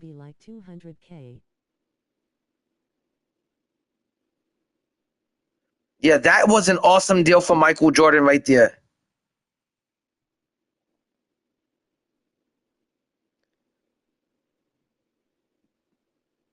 Okay, let me check out the teams real quick. First, let me check out Oatmeal's team. Who is Grimace Shake? Grimace Shake sent me an image. Let me see what your team is looking like. Okay, this dude has got 100 Scottie Pippen at the point. He's got 100 Glenn Rice at the 2. He's got invincible Kawhi Leonard at the 3. He's got 100 Timmy at the 4. And he's got 100 Shaq at the 5. Let's just hit that button because that is a God Squad alert. That starting lineup is amazing. That is a God Squad alert right there. That starting lineup is a 10 out of 10. There's nothing wrong with your starting lineup. That starting lineup is a flex. There's nothing you can do to improve or upgrade that starting lineup. That's a starting lineup you could stick with till the end of this game. Like I said, he's got 100 Scottie Pippen, Glenn Rice. He's got invincible Kawhi, 100 Timmy, and 100 Shaq. The only thing you could improve on this team is maybe send 100 Timmy to the bench and maybe get a better power forward. But I still think that Tim Duncan is a great elite power forward that you could start. The only thing is some people say at 6'10" he's a little bit short to run at the 4. But I still think at 6'10", he's more than tall enough to run the 4. And I think he's still a great card because he's got that Patty Mills base. And there's nothing better than that release in the game. That's the best release. Tim Duncan has the best release in the game, as far as I know. As far as it goes with your bench, he's got 100 Luka coming off the bench. He's got invincible PG-13. He's got Michael Beasley coming off the bench. He's got 100 Willis Reed. He's got Rudy Gobert. He's got Magic Johnson, Akeem Olajuwon, and Josh Childress off his bench. As far as your bench goes, your 1, 2, and 3 position, super solid. Your 4 and your 5, maybe you could upgrade Willis Reed coming off your bench. Maybe you could upgrade Rudy Gobert. You really don't have to. Those are 2 really good, solid cards. And if you want to hold on to any MT or you don't feel like ripping packs, you really don't need to improve or upgrade those 2 bench positions either. Coming out of your reserves, Magic Johnson is definitely more than good enough to play your PG-3. I'm still running Akeem Olajuwon because I love Akeem Olajuwon in real life, and that is still a great card to run. I still love that Dark Matter Akeem Olajuwon. I still have him coming off of my bench also. And then Josh Childress, I've heard nothing but great things about that Pink Diamond. He's got one of the best releases in the game. It's super smooth, super easy to time his jumper. And I believe he's like 6'7", and he can play the point. So your bench and your reserves, I would easily give that another I want to say your bench and your reserves. I would give your bench and your reserves a 9.0. There's really nothing you could do with it. So it doesn't really need any improving or upgrading. Like I said, the only thing I would improve and upgrade is Willis Reed and Rudy Gobert. What I would do is I would put Rudy Gobert into your reserves, and I would have Akeem Olajuwon as your center coming off the bench for Shaq. That's what I would do. But overall, your team is looking great. I would give this team easily a 9.0, a 9.5. That's a great looking team. I'm going to read off the lineup one more time. In his starting lineup, he's got 100 Shaq, 100 Glenn Rice, invincible Kawhi, 100 Tim Duncan, 100 Shaq. That is a beautiful starting lineup. Off the bench, he's got 100 Luka, He's got Invincible PG-13, Dark Matter Michael Beasley. That card is a stud. He's got Willis Reed and Rudy Gobert. That is a very solid bench. And then his reserves, he's got Magic, Akeem, and Josh Childress. Great team. I give it like a 9.0, 9.5. That is an excellent team. It needs very little improving or upgrading, if any. Great looking team, man. And let me see. I believe.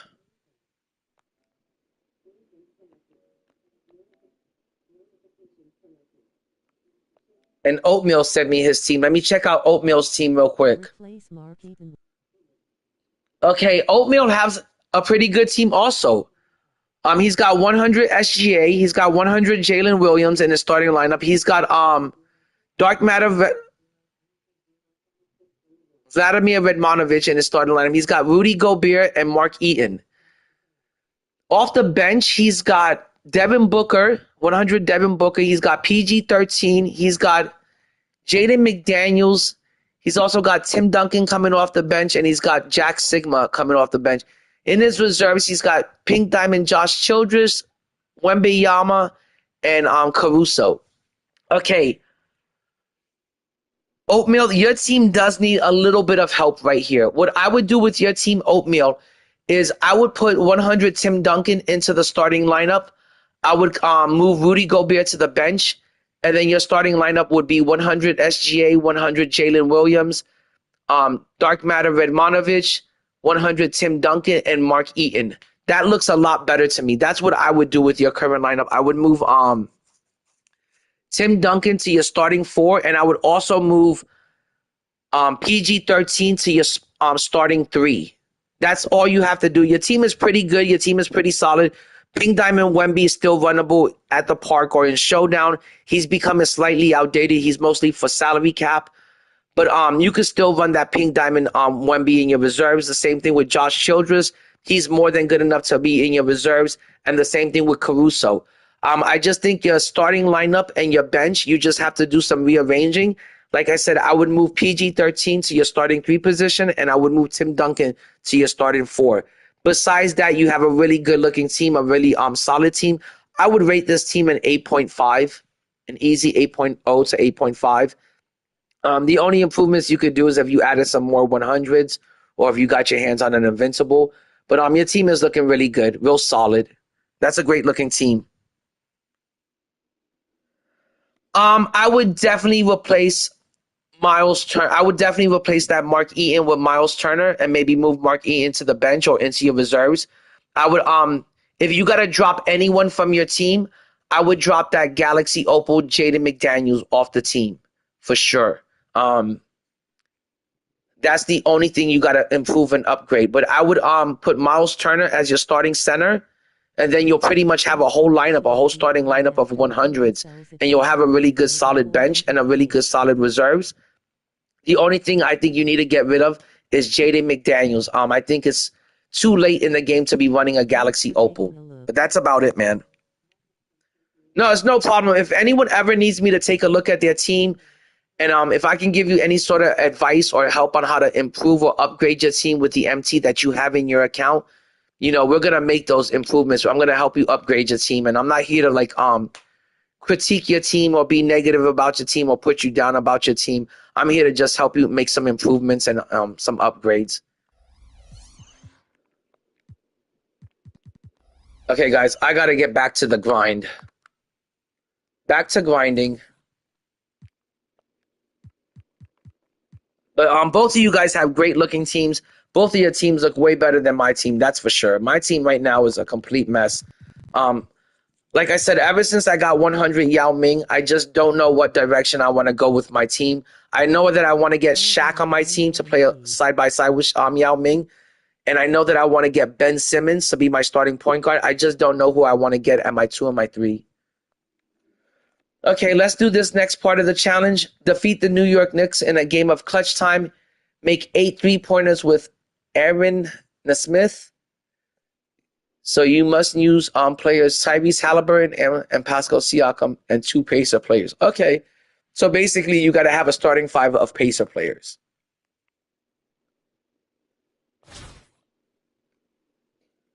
Oh, why is this not a valid lineup? I don't get this. This should be valid. Oh, I gotta put Pascal Siakam in. Okay, I got this. Friday and see who is dropped, and the market should drop a little bit more.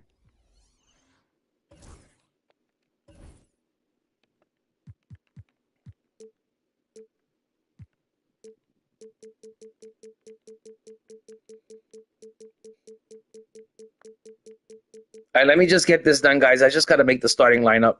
Oh my God, this always takes me forever. And there's Siakam. Okay, that should make the lineup valid now.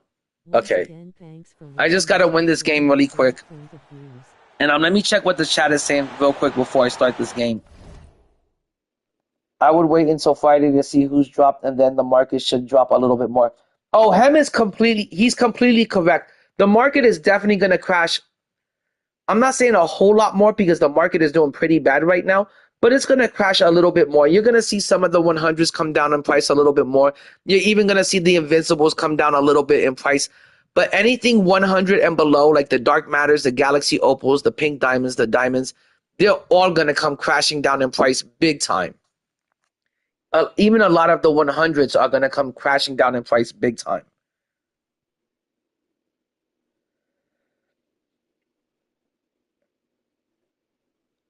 And Rev says, once again, thank you for rating the chat's lineup. Great points of view. I appreciate that, Rev. I really do appreciate that, my dude. Appreciate the love, fam. Oatmeal, let me know what kind of, what's your playing style? Are you a person that does a lot of rim running? A person that, does a lot of rim running and just, is looking to dunk the ball and get that easy two? Or are you a person that does a lot of dribbling and a lot of three-ball hunting?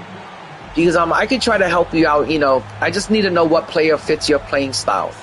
And, from there we could figure out, what player you should get next with the kind of MT you have in your account. Three hunting and defense. See, I'm the type of player that goes for rim runners and defense. So after this, we'll see what we can, what would best suit your team. Like I said, one of my favorite things to do is squad building. I'm really all about squad building.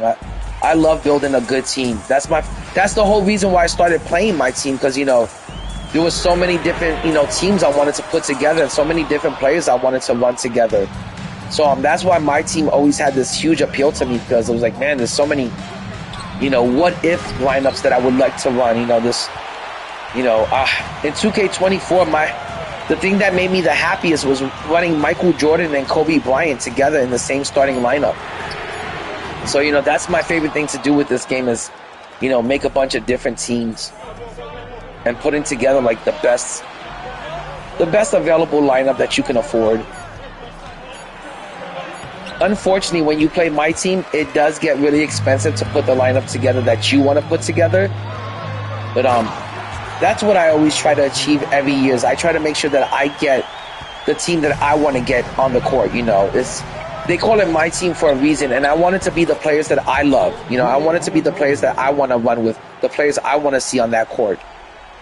There's certain cards that I know they're great, like Ben Simmons and all of that shit. But as great as Ben Simmons is, I would rather run with 100 overall Penny Hardaway. That's who I love. That's who I grew up watching. So usually when I'm playing the game, I tend to want to put players that I love in real life. And those are the players I want to, build my team around.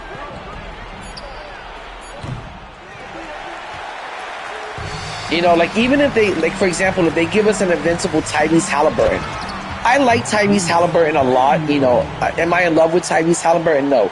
Would he make my starting lineup? Most likely not. Even as an invincible, I don't think I would start Tyrese Halliburton. There's just too many other players that I want to run with. Too many players that I actually love in real life that I want to run with in this game.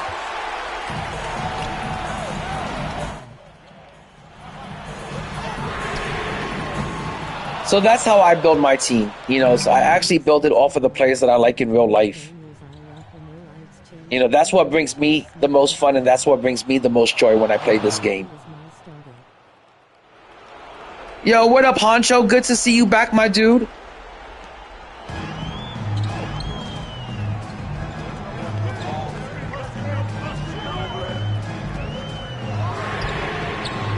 And that's another thing I always tell people. If there's a player that you like in real life, for example, I love in real life, I grew up watching John Starks. I love John Starks in real life. I'm a New York Knicks fan. I grew up watching the New York Knicks. I was a super big fan of John Starks when I was growing up. So even though he's got a card that's only a Galaxy Opal, and it may not be the best card, I still have a lot of fun running that card. I still have a lot of fun playing with that card because it's an actual play that I like in real life that I want to run with. I want to see him on my big screen TV, and I want to be able to control him and play with him in a game. So I always say, don't worry about what tiers you're running with, or having the best card. If it's a player that you like running with, and it's a player that you're doing good with, and you're winning games with them, don't stress out about having to improve your team or upgrade to the next best tier. You really don't have to do that shit. You went to sleep. Honcho, I'm so sorry if my live stream was so boring that it put you to sleep. My bad, Honcho. I didn't mean to put you to sleep with all of my yapping. Well, I'm glad that you're awake and you're here hanging out with me, Honcho. I appreciate that. Appreciate that you're awake and here hanging out, Sleeping Beauty. The funny thing is, the last 2 days I've been sleeping in a lot. I haven't woken up until the last 2 days I've been sleeping in until 12:30, 12:45 in the afternoon. Me and my little boy, we've been hanging out really late and gaming until 1, 2 in the morning. And I've been sleeping in a lot lately. Normally I'm up by 11 a.m., but lately I've been just sleeping in until 12.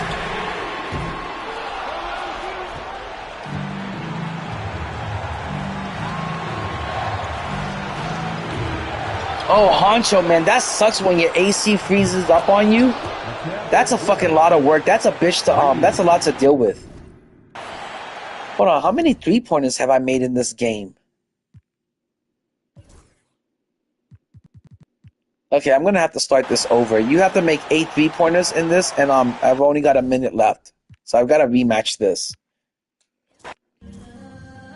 The other day, my house AC unit, I don't know what was wrong with it, but one of the pipes had a hole in it. The pipe must have burst, and it was just leaking out all of the Freon outside and shit. And I didn't have AC for 2 days, and trust me, in the state of Florida, in the city of Orlando, you cannot survive without your AC unit for 2 days.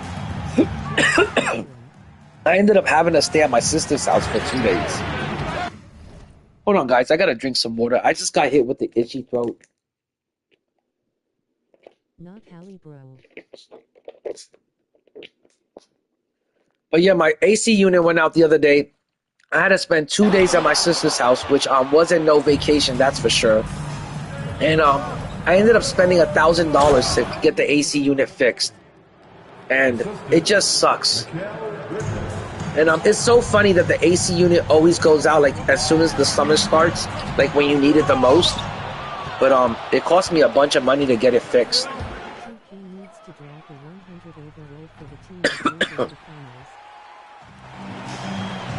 I'm still waiting to get my car from the Toyota dealership. My car is still at the Toyota dealership.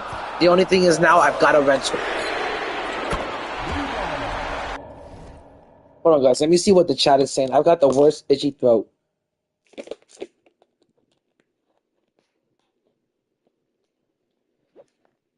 That's good. Yeah, Insano, I'm going off with these challenges. I always try to complete every single challenge throughout the season. I don't leave any stone unturned. I try to complete every single fucking challenge that I can. Oatmeal says 2K needs to drop a 100 overall for the team that loses in the finals. That's not a bad idea, Oatmeal. That's actually a really good idea. That's not a bad idea. So even if the Pacers lose in the finals, we should still get a 100 Tyrese Halliburton. That's a very good idea, man. And that's why I don't understand how sometimes the community will have so many damn good ideas, but the devs in the 2K office can't think of this shit. That's fucking ridiculous. But that's a very good idea, man. That would be a win-win for the 2K community. You know, like I said, even though I'm not, like, I like Tyrese Halliburton a lot. Even though I'm not too crazy about that card because his release is pretty bad. He's got a pretty bad jumper. A 100 Tyrese Halliburton or an invincible Tyrese Halliburton would definitely make my bench. Guys, I'm going to restart this again.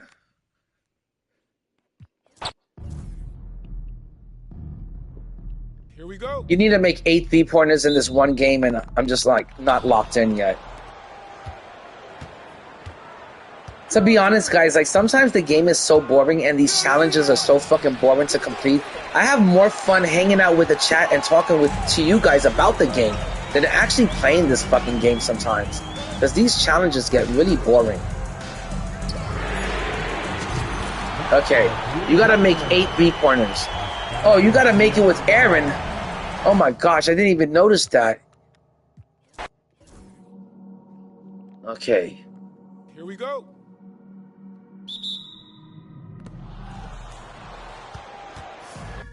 I think the Pacers win in 7, so I'll be sad if we lose. Oatmeal, I don't know if the Pacers are gonna win in 7 games, man. I think Oklahoma City has too much talent for that Indiana Pacers team. You know, SGA, Jalen, Chet, that's just way too much talent, you know, on that one team. And I think Oklahoma City's gonna win it. And I'm kind of going for Oklahoma City because I'm a real big fan of SGA. To me, SGA, he's kind of like the modern day Kobe. That's who I feel like I'm watching when I watch SGA. He kind of reminds me of Kobe a little bit, like some of his movement, some of the way he plays the game. So I really like SGA. I really like Oklahoma City. I've liked Oklahoma City since they had back in the day when they had James Harden, Kevin Durant, and Russ all on one team. And I kind of like the trio that they have right now on this one team. So I really want Oklahoma City to win it. I would like to see them win it. I think it would be good for them to finally get a championship. And they've earned it this year. They've been playing really hard. They're a really good young team that's been playing hard.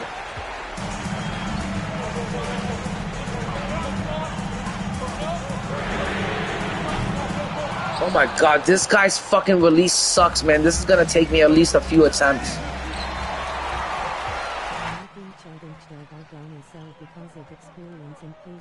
This guy's jumper is so bad right about now. I wish I had a Zen box. That's how bad his jumper is. You've got to make 8 3-pointers with this guy, and he's got a crappy-ass jumper. Oh, that's for sure, Honcho. The Pacers, they don't have a center that's going to be able to compete with Chet. You know, they don't have those type of bigs. And that's what's going to make, you know, winning this series real difficult for them. But one thing I have to say is that the Pacers are putting a lot of heart, a lot of effort, and you know, they are trying to win these playoff series. I can't say that the Pacers haven't been playing with heart. They've been playing with heart. Everyone from Siakam, they've all been trying really hard to get these wins. And are they going to give Oklahoma City a tough, you know, a run for their money? Yeah, they're going to give Oklahoma City a run for their money, but I think OKC's got too much talent, and they're going to persevere at the end. Oh my gosh, man, I am not making my threes right now. 2K is really trying their hardest to make you earn these free 100s. They are not going to give you these 100s for nothing. They're going to really make you earn them.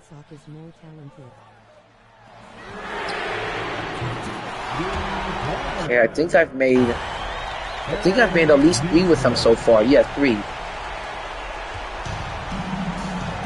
But they want you to make 8 in 4 fucking minutes of this game.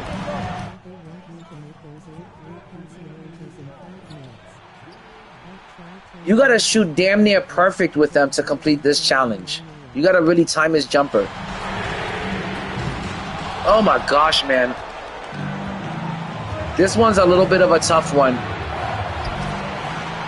And it's not tough because you gotta hit, you know, 3-pointers with them. It's tough because you gotta make 8 3-pointers with them in a clutch time game. Oh my gosh, I might have to do this one over. That sucks, man.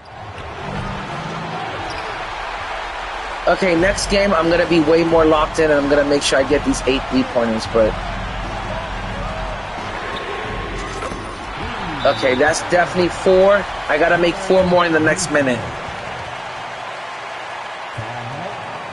That's the difficult part, is that they want you to make these 8 3-pointers in 5 minutes. The game doesn't even allow you to make more than 4 3-pointers in a row, but they want you to make 8 in 5 minutes. That makes no damn sense. It's a lot of work.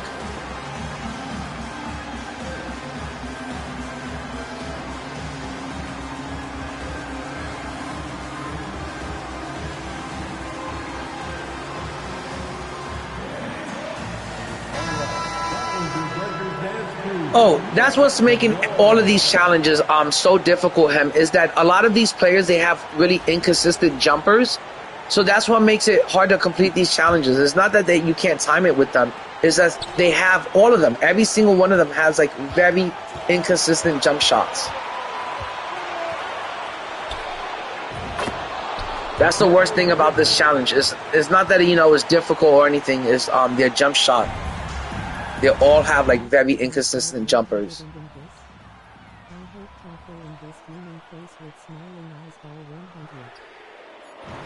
See, I feel like I'm timing them the same way, and it's always coming back slightly late. Yeah, I'm gonna have to do this one over. That sucks, man. That's one thing that I hate the most, is having to do the challenges like more than once. It gets on my nerves. I need to make 3 more 3-pointers, and I'm done with this challenge. But this one is a little bit difficult because they want you to make 8 3-pointers in 5 minutes plus win the game. At this point, I don't even give a shit about winning the game.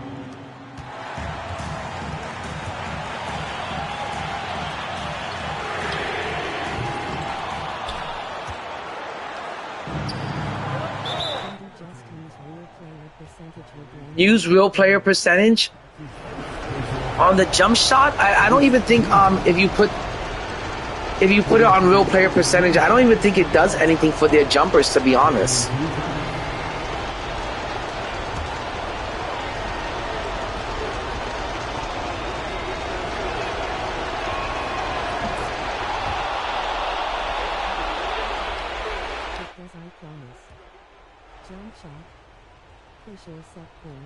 I can't even remember, Sin. I haven't messed with those settings in so long. I don't even remember if I'm on push or what I'm doing right now. I just know that I've had the settings like that for so long that that's what I'm used to.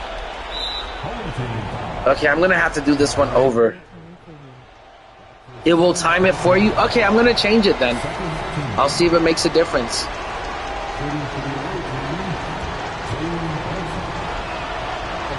But I'm going to have to do this one over because I only made 5 3-pointers in this game.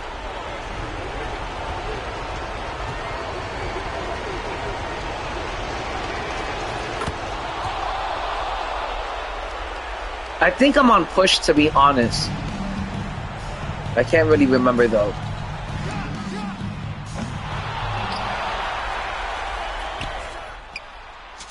That sucks. I made 6 of them. I needed to make 2 more. Okay, I definitely can do this. This is not that difficult. It's just got to get done. I just got to lock in for the next game.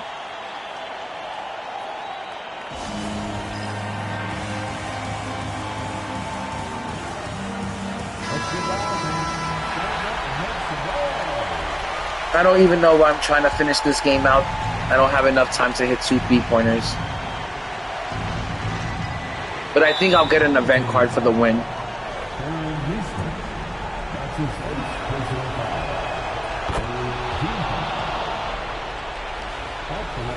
Not that I'm going to get the win because I'm down by 2 points.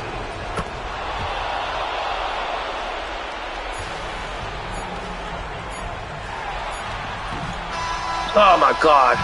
All right.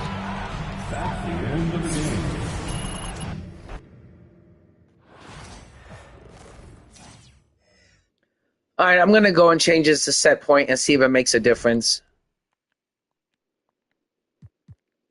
If you have Adel Playbook, use Quick 52 pin or Adel Stager 25. Okay. And has open 390% of the time. Okay, like I said, I've got it on normal risk, but let's give player percentage a try and see if it makes a difference. I hope it does, because some of these players, like I said, their jump shots are so bad. Their jump shots are so inconsistent. That's what makes these challenges difficult to complete. It's because of their jumpers, not because, they're difficult. It's because the players, they suck really bad.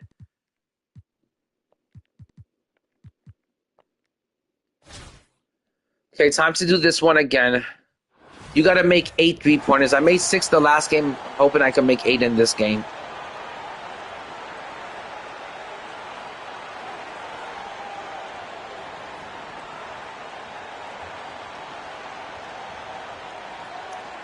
If you have a Atlanta playbook news, quick 52. Okay, I'll look into that playbook. I've been running the same playbook for the whole year. The only playbook I run is the Minnesota Timberwolves. I run the 5 out, and that's what I've been sticking with the whole year. I really haven't been like I used to run the Golden State Warriors playbook for a little bit, and I also used to run the Chicago Bulls triangle offense playbook for a little bit, but nowadays I just stick with the 5 out.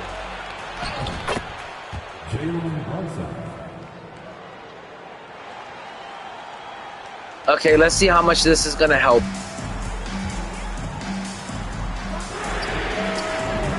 Oh my gosh, the meter doesn't even come up, guys.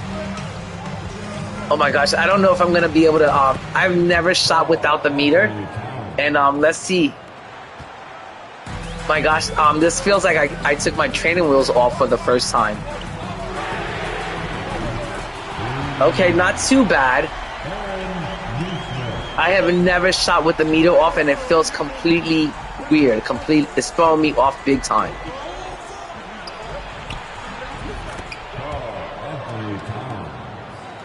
And this player percentage, it feels a little bit odd.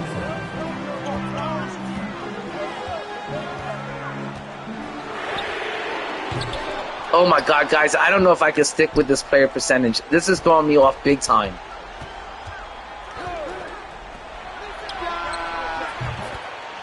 I think I'm going to go back to normal risk. 3 points.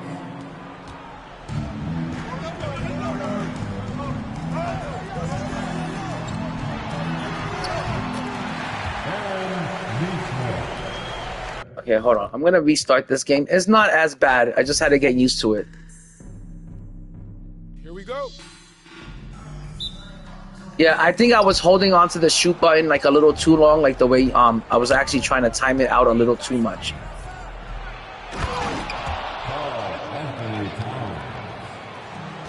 But this is actually my first time shooting without the meter. I usually have the meter on. Oh my gosh, this is bugging the shit out of me right now.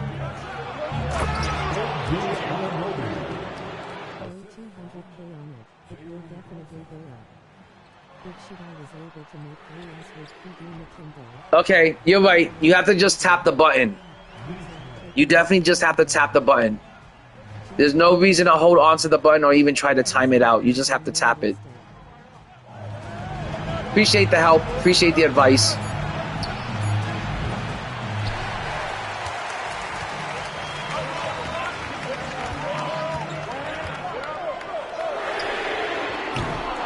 Oh my gosh, man. I can't...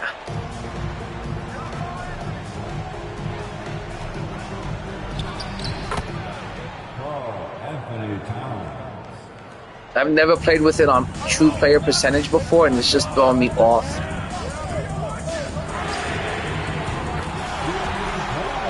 Okay, I've made 2 of them so far. I've got to make 6 more.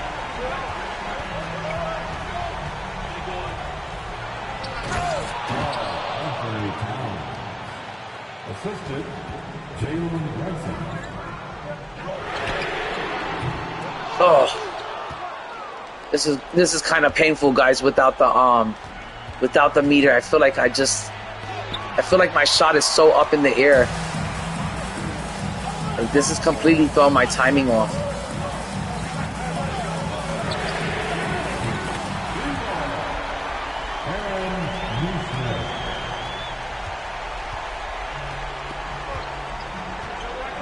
Okay, I just want to get this challenge done and out the way, and then I'm gonna switch it back to normal release because I'm really not feeling this player percentage. That's his first personal foul.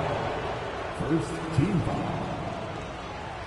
Shooting for the away Okay, team, I'll try it with the stick. 2 shots. It definitely feels like it would be better to shoot with the stick. If you're gonna use player percentage, it definitely feels like it's something you should be doing with the stick.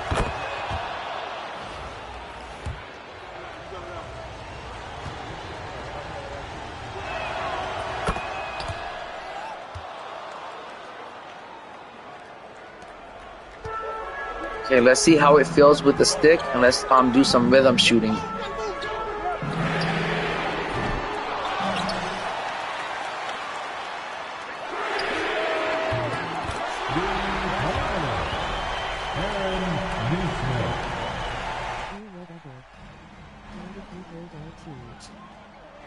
Okay, so far I've made 4 3-pointers. I gotta make 4 more.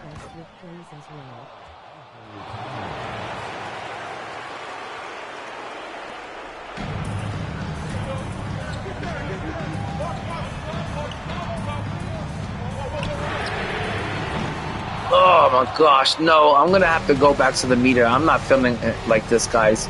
I tried, but this would take me some time to get used to.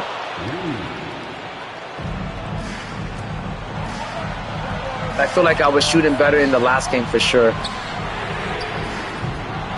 Yeah. I don't know if I'm supposed to be tapping the button quicker or what, but they're not falling for me right now.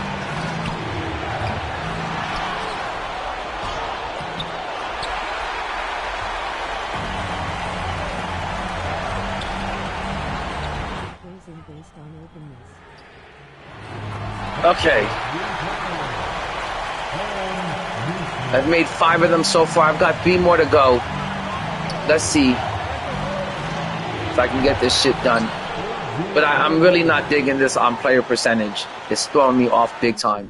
It doesn't feel natural.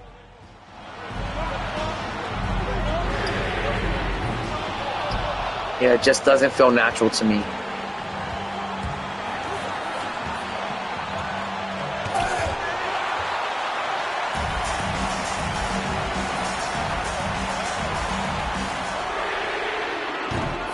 Okay, I've made 6 of them. I need to make 2 more. Let me see what the chat is saying. Oh, it goes in based on openness? Okay, that's good to know. I didn't even know that. Okay, good to know. I really appreciate all the help and the advice, guys. I really do.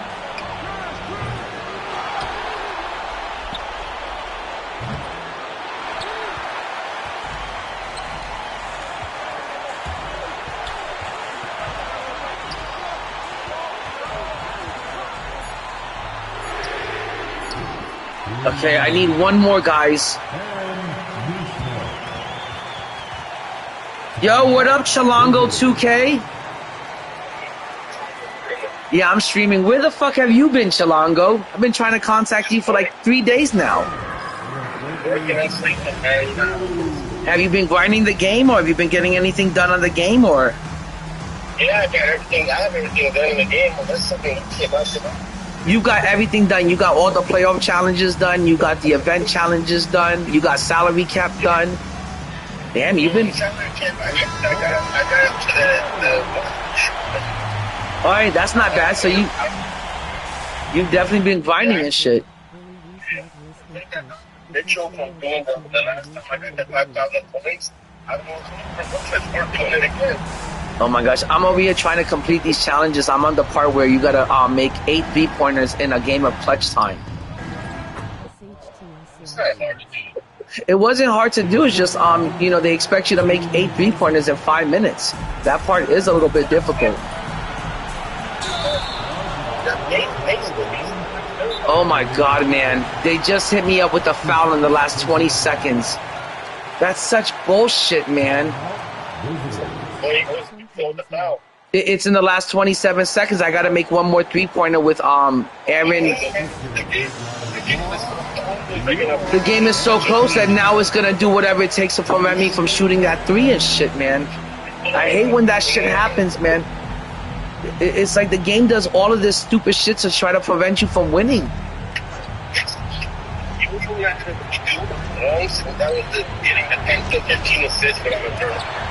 Oh, this is I've had to do a couple of them a few times. Oh my gosh. Fuck, man.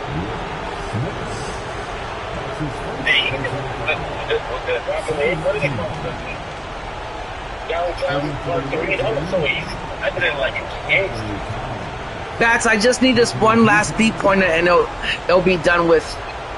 Oh my god, I'm so pissed off, man. I just changed, Lou, my shooting to player percentage because somebody told me that it works better for these challenges. And let me tell you, it took off the meter. It is the first time I've shot without the meter, and it's the first time I've used anything else besides normal risk. It has completely thrown my jump shot off. It's really weird using player percentage. It feels a little too automatic, like you don't have much control over it. Yeah, what the fuck were you doing player percentage for? Somebody in the chat told me it would be a easy way to hit threes.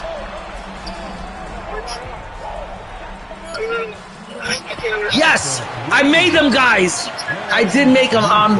Yo, thanks to I think it was him who told me to go to player percentage. It did make it slightly easier, Lou, on player percentage. It was easier to hit the shots. It was pretty automatic.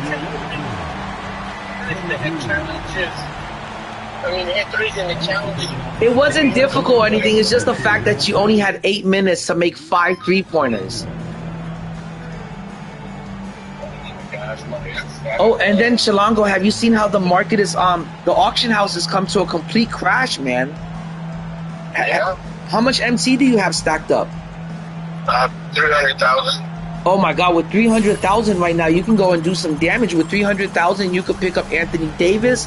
With 300,000, you could pick up Patrick Ewing, Clyde Drexler. 300,000. I want to say with 400,000, you can get Penny Hardaway. There's a lot of good 100s that you can get with that 300,000 MT right now. Yeah, you're not naming anybody I'm interested in so far. Oh my god, 300,000, you can get Boogie Cousins. Oh, I got myself a legend badge right now. Sets a good one too. I just got set shot specialist. That's a good one to get. And now I have one more challenge to complete, and I get myself a free 100. But first, let me go back to normal risk, because player percentage was not for me for sure. Hey Lou, Chilango, are you on normal? Are you on normal risk, low risk, or high risk? What do you play on, Chilango? Chilango 2K plays on high risk, guys. I'm a normal risk guy. That's what I play on. Normal risk, high risk, no meter. I play on normal plus the meter. Oh my god, man. I'm about to get myself a 100 overall player after this. I'm so happy, man. I can't wait to add another 100 onto the team. I guess I'm just gonna pick up the Indiana jersey for now. And let's see what badge I got out of this. Pick up the team logo, man. Why? Does the team logo sell for a lot, or? Yes, it sells for like 2,000 MT. Fuck, I didn't know. Next time I'll pick the team logo. I've already gotten that logo like 3 times. I sold it every time. Sometimes. Think about it. Think about this. The Pacers are like in the conference finals and they're in the finals. So yeah. Look how many pink diamond event cards I have to open up. You know, you're right. Everybody wants that logo right now, and it should get easily 2,000 MT. I was also able to get the 5-win streak for the gold card up again. Oh, I was able to get my 3-game win streak and salary cap the other day, and I was able to get my card for that.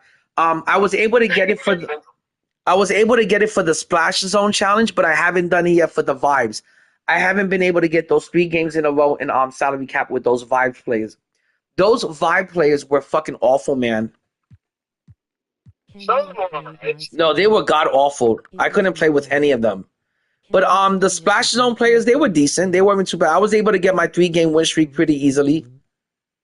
But I got lucky too with that when I got the 5-win streak for the gold card in the park. my Opal, my free Opal pack ended up being Dark Matter Vladimir. Okay. Yeah, but right now I'm taking a look at the auction house, and Oatmeal says he plays on high risk. What cards should I buy? I'm gonna have 1 million MT. Oatmeal, you have 1 million MT? Man, that's a really good question. With 1 million MT, which card would I get that could could make the biggest impact? With 1 million MT, I would probably go after cards like Michael Beasley, Dikembe Mutombo. There's so many good 100s. You really can't go wrong with any of them. With 1 million MT, you could be running Scottie Pippen at the point. You could run Penny Hardaway at the point. Those are cards that are definitely going to make an impact on your team instantly. SGA, you can get 100. Oh, and then Chilango. Did you see you can buy a pack today that's on the market for $35 that will give you a guaranteed 100? $35? Yeah, but it's not the 35,000 VC? No, it's 100,000 VC. It will cost you $35 to buy it. But it's kind of like a low budget option pack. There's like 5 or 6 predetermined 100s in that pack, and you're only gonna get one of those 6 100s that are in that pack. All right, call me back later, Chilango. Yeah, Michael Beasley, Glenn Rice, those cards are always going to be great at scoring. Oh, man, let me tell you, if they give us a locker code tomorrow, it needs to be for a 100 overall. I'm really hoping that they start dropping more locker codes. 2K does a really good job at the end of the game of dropping a lot of locker codes. I remember last year at the end of the game, they were dropping locker codes like almost every fucking day, every week they were dropping locker codes. So they should start giving us some really good locker codes.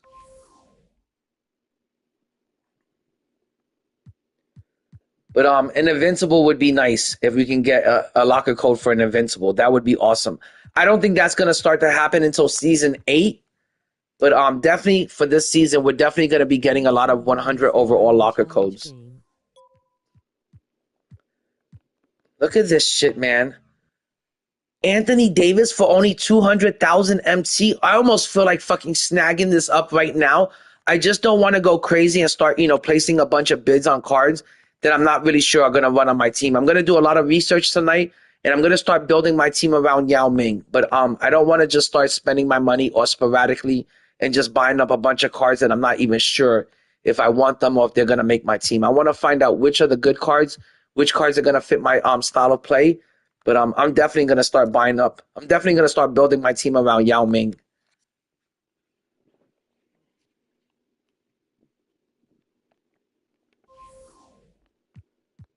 The card that I'm after right now that I've got my eye on is Shaq, and Shaq does not want to budge.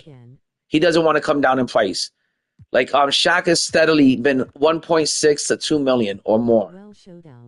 So that's the card I would like is Shaquille O'Neal, but it just hasn't come down in price yet. I might have to fork up 2 million MT to get him, but I'm going to wait one more day. I'm going to wait till Friday. I'm going to wait to see if they introduce and drop the GOAT cards. And I think if they do drop the GOAT cards on Friday, this Friday's promo, I do think that's going to bring every single card in the game down in price. Everything 100 below is going to come down in price after Friday, after they drop the GOATs. And I don't know how much longer 2K plans on prolonging it, but they've prolonged it enough. There's only a season and a half left in this game. How much longer do they think, they can prolong? How much longer can they gatekeep the GOAT cards?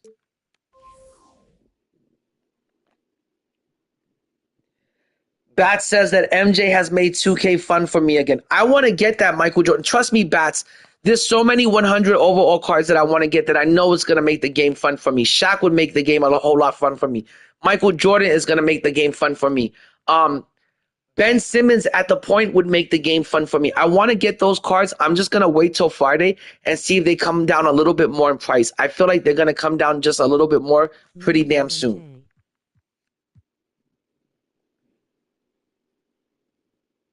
Oh, mainstream got MJ? That's crazy. Yeah, I really want that MJ. Michael Jordan and Kobe Bryant are my two favorite players of all time. I would love it if I could add a Michael Jordan back onto the team. I haven't ran with Michael Jordan since his Dark Matter card. That's how long it's been for me. I remember they dropped Dark Matter Michael Jordan on Christmas Eve, and I'm like an idiot. I had 7 million MT that day, and like an idiot, I dropped 3.4. I put a bid of 3.4 million MT so I can get the I think it was either the first or second Michael Jordan that was available in the auction house, and I didn't think I was going to get so upbid, but I got upbidded all the way to 3.4 million MT for Dark Matter Michael Jordan, just because it was the first or second one on the market on the first day that it was dropped. And it was one of the biggest mistakes I ever made in the game, and I lost so much MT on that.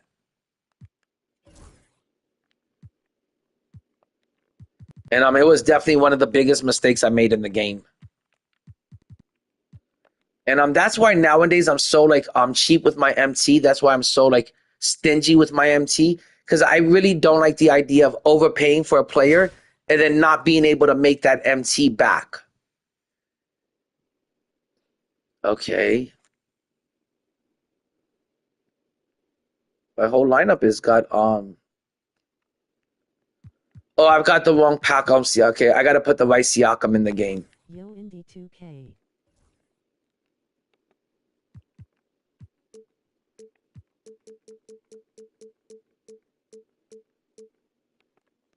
Here's the right one. I had the wrong one in, that's why. Okay, this is a pretty good looking team. That's not a bad looking team right here. I should definitely be able to complete this the first time around.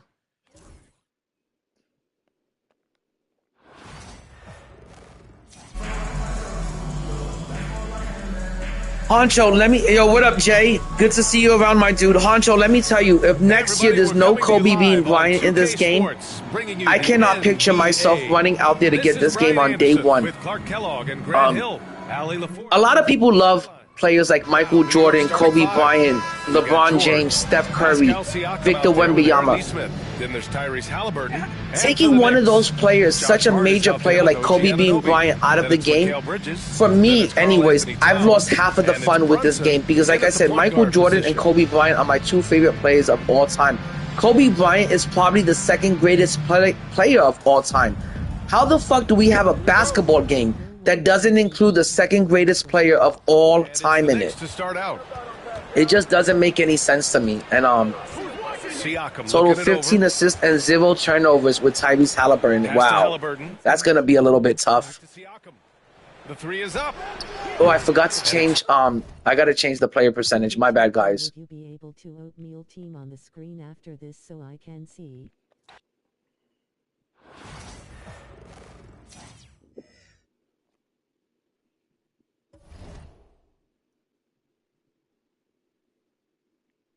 Hopefully Wemby gets. Hold on, let me just make this change real quick, guys. I forgot to do this.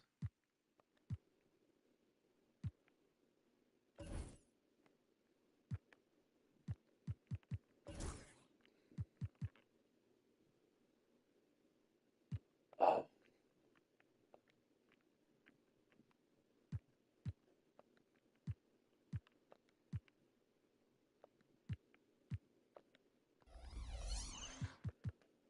Kobe has best leaner in GM, can only use in mid-layer.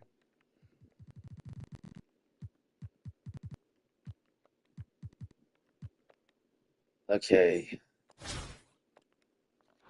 15 assists, 0 turnovers with Tyrese Halliburton. Not too difficult. Honcho, I didn't even know you could do that in the game. Welcome to 2K Sports for another edition of NBA basketball. In this game, we'll see the Knicks against the Knicks. I'm Kevin Harlan with Greg Anthony and Richard Jefferson alongside. David Aldridge is with us from the Ford. Him says, Indy 2K, you would be able to oatmeal team on the screen after. Yeah, after this, I'll look at oatmeal's team again. So we'll look at but yeah, guys, I think next year this game needs to bring back Kobe Bryant. There's so many people that, especially after Kobe passed away, there's so many people that love Kobe Bryant. There's so many people that think of Kobe as the GOAT, if not like the second greatest player of all time. And to have a basketball game that doesn't have the second greatest player of all time in it, it just doesn't make any sense to me. It defeats the purpose of playing a basketball game. And Kobe and Mike are my two favorite players of all time. And not having Kobe in the game is like the game is missing half of its fun. And I really hope that next year they're able to fix that. Hoping they're able to get those rights back and bring Kobe back, man. Free Kobe. You know, and I still don't understand how they lost the rights to Kobe. They're a multi-million-dollar, billion-dollar corporation, and I don't know how they lost the rights to Kobe. It's pretty ridiculous that they did. New York with the ball. Anunoby passes to Towns. He blocked it and deflects off the backboard. That's what I would like to see next year. If next year the game comes back and they have Kobe in it, George takes a three. There's so much I could put up with next year. I could put up with bad game mechanics, bad gameplay. As long as there's a Kobe in the game, I could look past a lot of stuff next year. Go either for George. And so Anunoby will bring it up for New York.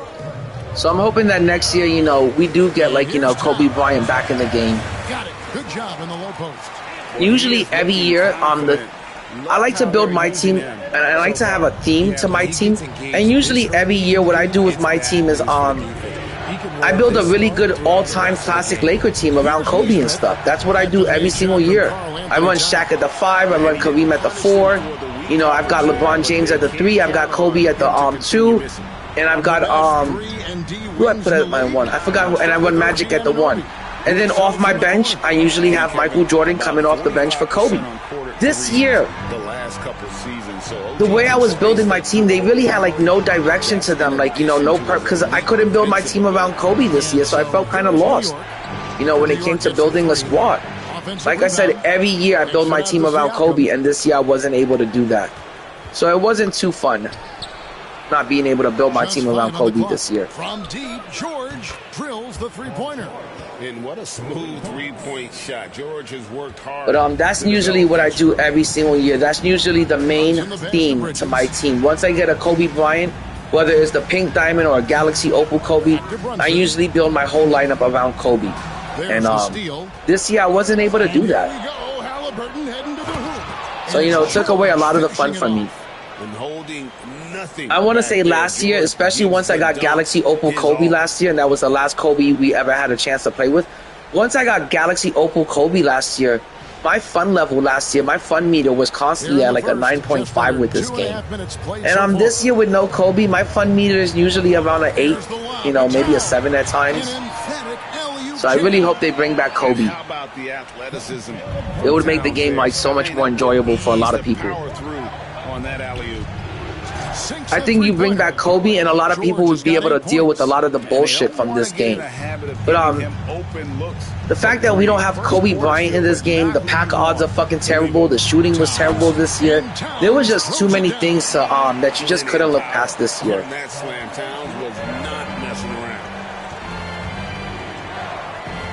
Halliburton passes to Smits, taken away. And now the Knicks on the break. Anunoby has the open look. Yo, the computer is fucking trying its hardest to make sure I don't get this 100.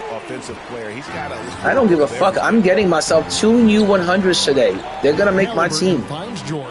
Bridges with the steal. Brunson with a clean look. I don't care if I gotta be here all day to get this shit done. It's gonna get done today, and I'm gonna add some 100s to my lineup. Fires the 3, and Pascal Siakam with the 3. And that's not an easy shot for a big. Siakam showing his comfort level. Let me tell you, I don't know why people don't like Siakam.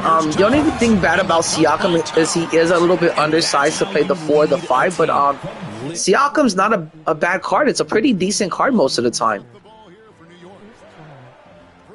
Siakam. Karl Anthony Towns with the Oatmeal, you're right. Hold on, I gotta address that. Oatmeal, you're completely right about that. Last year in 2K24, the game was much more arcadey last year, but I loved the dribbling from last year.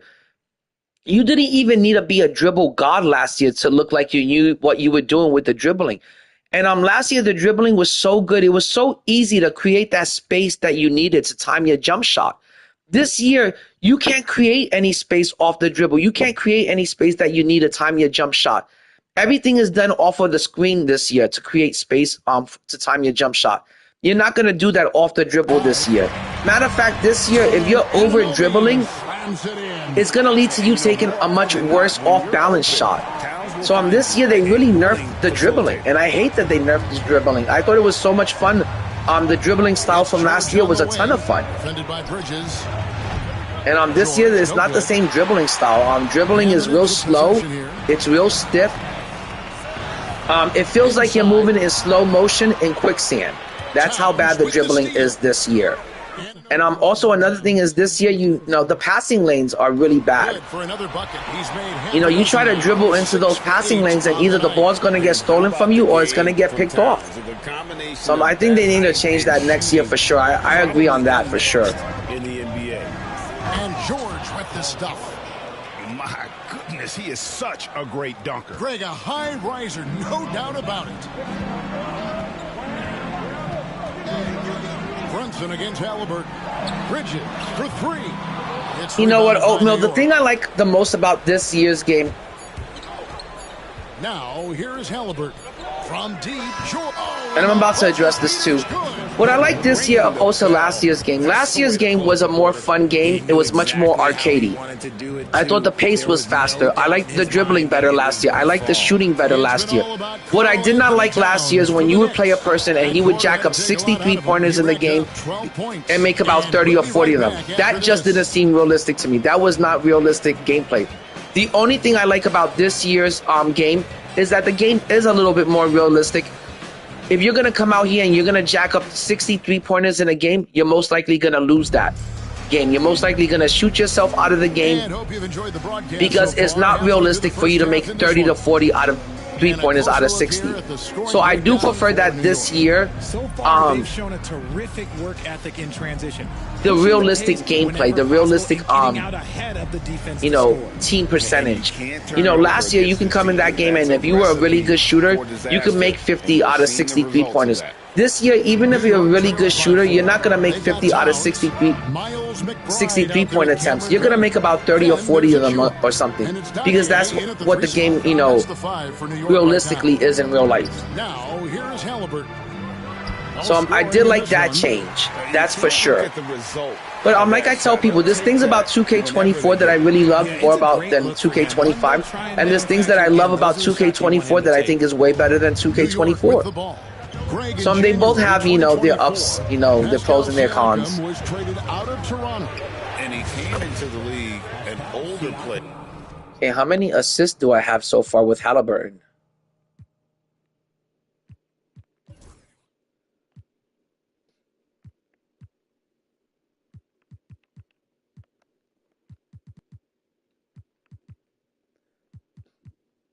Okay, so far I've got 6 assists with them, so not too bad.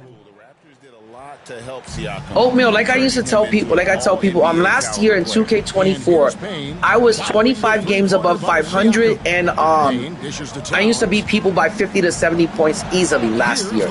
This year, I don't have those type of games. I don't have those type of blowout games on my resume. This year, my biggest win this year has maybe been 20 to 30 points, but I don't have any sort of game this year where I've blown people out by 50 to 70 points like I did last year. This year, I can't say I'm 25 games above 500.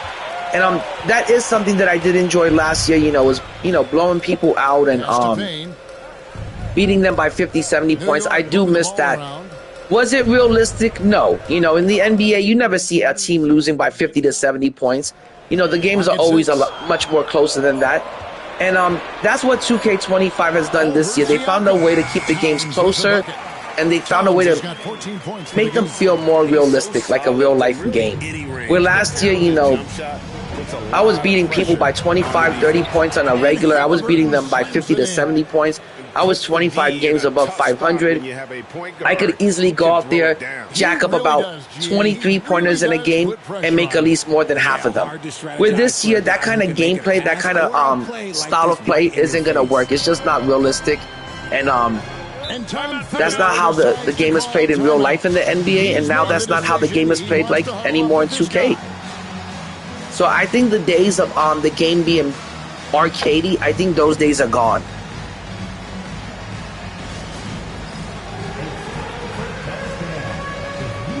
So I think next year, you know, I know there's a lot of people out there hoping that they're gonna bring back that arcadey gameplay, but I think they're gonna stick to the realistic gameplay.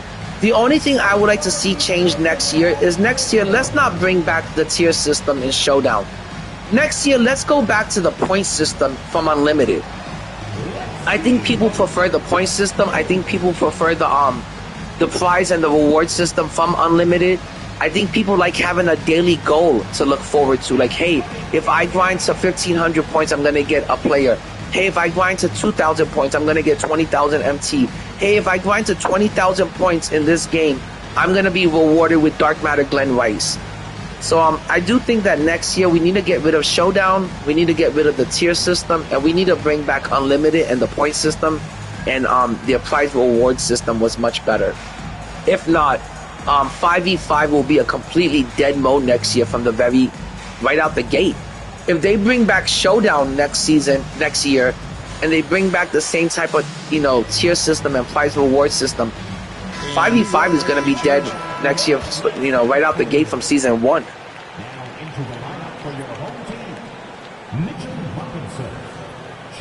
You see, Oatmeal, I don't like waiting. I don't like having to grind out the game all week to then get the prize, you know, to get the reward then. I like playing the game and getting rewarded, you know, for winning as I'm winning, you know, and that's why I prefer the point system from Unlimited from last year. You know, I like coming home from work and saying, hey, you know, if I just grinded out to, you know, 2,000 points today, I'm going to get this prize. I don't want to come home, grind out the game, and then say, okay, I completed that challenge, but now I have to wait till the end of the week to get that prize. You know, I really like being able to come home from work, set a goal for the night, be able to complete that goal, and being able to be rewarded for that, you know, completing that goal that night. You know, I like being rewarded after every single win. Neesmith has got the game tied up here for the Knicks. You know, I'm not a player that wants to wait a whole week to get my prizes. You know, what is this, a job? And what is this, you know, getting the prize once a week? What is that, your weekly payoff, your weekly paycheck? No, I want to be able to come home and I decide when I get my rewards. I decide, you know, how much I'm going to grind that night and if I'm going to be able to get that reward, you know, that night. I don't want to have to be able to grind and get 7 wins in Showdown and then wait till the end of the week to get that prize. I like instant gratification. Oh, my bad, Oatmeal. First one falls for Jalen Brunson. They should combine Showdown and Unlimited point system and rewards every week for the wins. He's checked in for Cameron Payne. But I do think we need to get past Showdown, and we need to go back to Unlimited. I think that's why this year salary cap was so damn popular, because if you guys notice, salary cap became the new Unlimited. That's what salary cap was this year, was basically the new Unlimited. And the point system was much better in salary cap this year, and the rewards were far better in salary cap this year.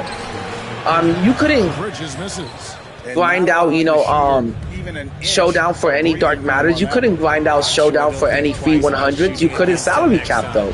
And I think salary cap this year definitely became the new Unlimited, and that's why people had so much fun playing it this year.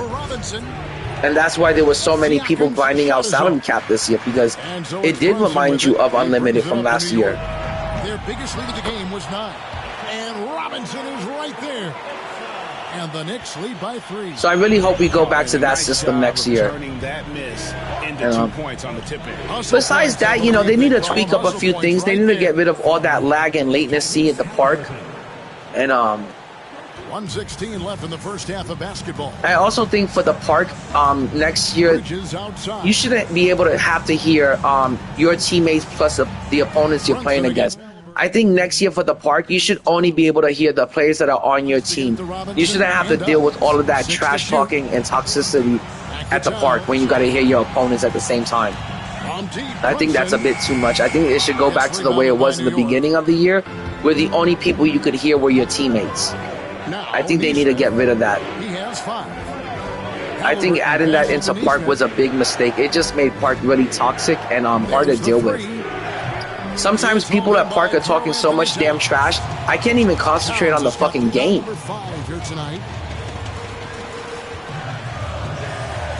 George against Bridges. Here's Brunson. Oh, Brunson wheeling his way in there. Playing bigger than he looks. Brunson has a lot. Hem, don't forget, you have to get to 2,500 points because, like I said, outside for George. It's going to lead to a free 100, and you can't pass that up. You can't leave that on the table. You know, most of the 100s are still 500,000 or more, at least the really good ones. You never know what you get out of that pack. You can get Yao Ming, you can get Porzingis, you can get Shaq. You know, when I put up the locker code, I didn't think I was going to get Yao Ming, but, you know, I got Yao Ming, so any sort of free 100 pack that you can get your hands on, you need to pick it up. Knicks lead by 5. And join us right back here after the Oatmeal, they raised the salary cap. So nowadays, the teams that people are bringing onto salary cap, it feels like you're playing Showdown. I mean, they really did raise the cap. And the thing is they also raised the salary cap on the players. So it's kind of brought some balance to salary cap. I'm not seeing people run Dark Matter duos anymore. In Season 6 and for the beginning of Season 7, people were running Dark Matter duos and salary cap, and it made salary cap completely frustrating to play. I'm not going to go play salary cap and bring a bunch of diamonds and pink diamonds into the mode up against a bunch of Dark Matter duos. It is practically impossible. The other night, I was playing against somebody in salary cap. He had 100 SGA out there on the floor. The rest of his team looked like shit, but he had 100 SGA. With that 100 SGA on the court, he was able to take on and demolish my whole fucking team. We've got second half action. So salary cap needed some change, and they needed to bring some balance to salary cap and get it back under control, because it was out of control with the Dark Matter duos that you were able to run. And I prefer salary cap. I think salary cap is meant to run, you know, some of the lower tier cards, the cards that you get in the beginning of the season, like you should only be running amethyst diamonds and pink diamonds in salary cap. You shouldn't be running, you know, Dark Matter duos and shit like that in salary cap, man. It fucking ruins the mode. On the court for the Knicks. You know, salary cap is meant for your average casual player. If you start putting Dark Matters into salary cap, it doesn't feel like it's for the average, you know, casual player. It makes it pretty sweaty for them. So, you know, and I feel bad for those people because, you know, people that play salary cap, there's a reason why they're playing salary cap. They don't want to engage in a real sweaty game of Showdown with a tryhard. They want to play some casual 5v5. And if you allow Dark Matter duos to get into that mode, it defeats the purpose, I feel like. To me, when I go to salary cap, it's because I want to use cards that I haven't had a chance to use throughout the year. I want to go into salary cap and I want to use Diamond Paul Pierce. I want to use Diamond Paulo. I want to use Diamond Chet. I don't want to go into salary cap and be forced to run a Dark Matter duo that I have no interest in running, but I have to run it because the mode has become sweaty now. So, you know, I'm glad they made some changes in salary cap. And he can't answer back. The three-pointer offline. You know, and Oatmeal, it made it super sweaty. You know, trying to run a bunch of pink diamonds, you know, up against Dark Matter duos and shit. I wasn't, usually when I play salary cap, I'm always 10 games above 500. This season, I'm barely 500 in salary cap because of all the Dark Matter duos that you have to come up against. The three from George. That's good. And it's Haliburton with the assist. Okay, let me check real quick how many assists I have with Haliburton, because once he hits 15 assists, I'm going to take him out of the game.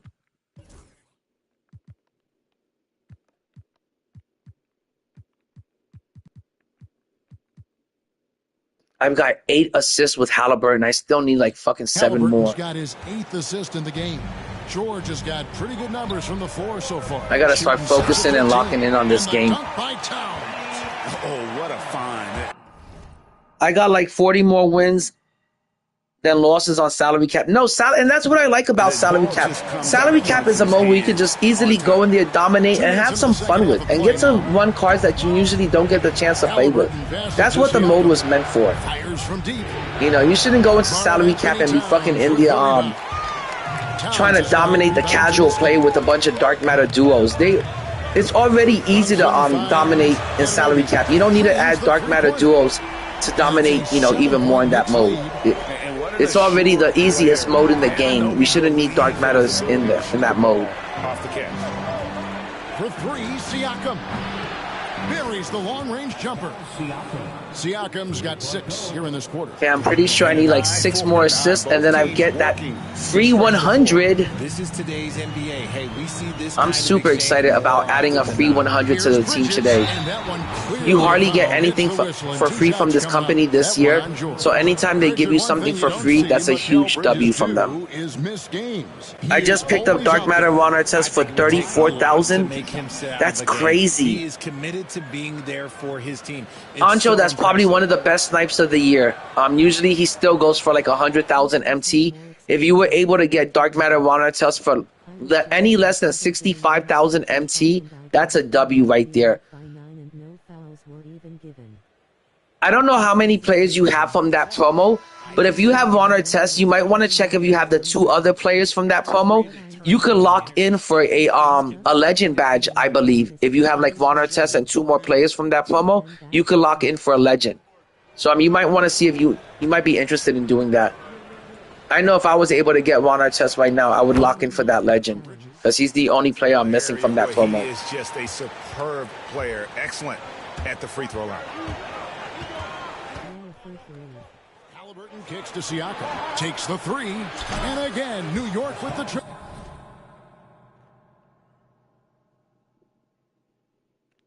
Sweet honcho. All of a sudden, that 3 puts them in striking distance, guys.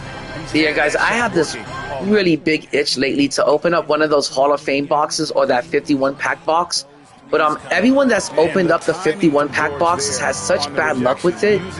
Like, I've hardly seen them pull anything from it. And I almost want to open up the Hall of Fame box today, but I'm gonna wait until Friday to see what new Hall of Fame box they're gonna drop, and to see if they're gonna drop any GOATs. So just a couple of more days and I can maybe start getting back into ripping packs. Siakam's got his 5th rebound right now in the game. Haliburton finds Siakam. I haven't really been ripping packs because I feel like ever since I hit 10 million MT, I found that there was no reason for me to rip any packs. Once you got over 5-6 million MT, you really don't need to rip any packs. Pretty much anything you want to buy out of the auction house is going to be accessible to you. So once you have a good amount of MT stacked up, I recommend going no money spent and not wasting money on this game. You know, once you got like, you know, enough MT to buy whatever player you want out of the auction house, I recommend kind of going no money spent. I feel like it's been more rewarding and a lot more fun going no money spent. And next year, for sure, I'm going to be very little money spent and to no money spent, because I think that's the way to go. Especially if this company doesn't want to improve the pack odds, and especially if this company doesn't want to, you know, give you good stuff for ripping packs. Like I said, lately I've been watching a lot of pack opening videos. People haven't gotten shit from that 51 pack box.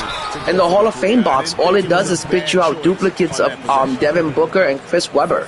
That's all the Hall of Fame box is good for, is to spit you out a bunch of duplicates. I think this year I bought like about 10 Hall of Fame boxes. I've gotten nothing but duplicates. I've been fighting the Clone Wars when it comes to duplicates. If yours aren't showing up, press up on your DPA. It's a 100 topper this week. I think it's worth it. Oh, good looking out, Hem. I appreciate that. I ain't know.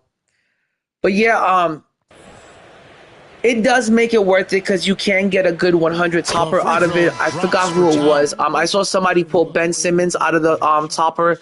I saw 2K James. Shout out to 2K James. He pulled Penny Hardaway from his 100 topper. So you can get a good 100 from the topper. I just felt bad for anyone that gets Steve Nash as their 100 overall topper. If you spend $100 on the game and you get Steve Nash as your 100 overall topper, man, I would just go upstairs to your bedroom and just cry yourself to sleep. That's how bad I would feel if I got 100 overall Steve Nash as my topper.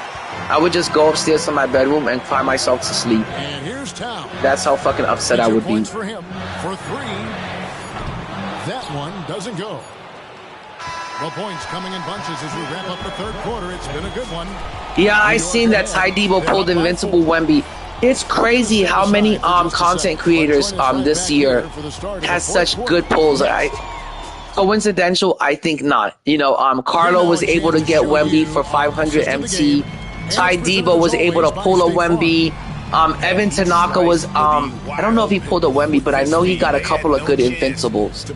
And that's an unguardable pass. I guess you could chalk it up to creator luck, content creator luck, but I think it's pretty coincidental that people like Ty Debo and people like Carlo this year were able to get, you know, Invincible cards like it was nothing. You know. But I'm real happy for them, you know. I'm glad somebody got, you know, some good cards. I'm never going to hate when somebody pulls something good, you know. I'm real happy for them. Like I said, I just got 100 Yao Ming, you know, from a free locker code, you know. So I'm always happy when somebody pulls something really good, something that they wanted really badly. And Ty Debo deserves it. He's probably one of the best dudes we have in the community. You know, he's always out there pumping out content, you know, giving us the top 10 list for every position. I can't say how much I respect Ty Debo, how much I love his content. He pumps out really, really good content.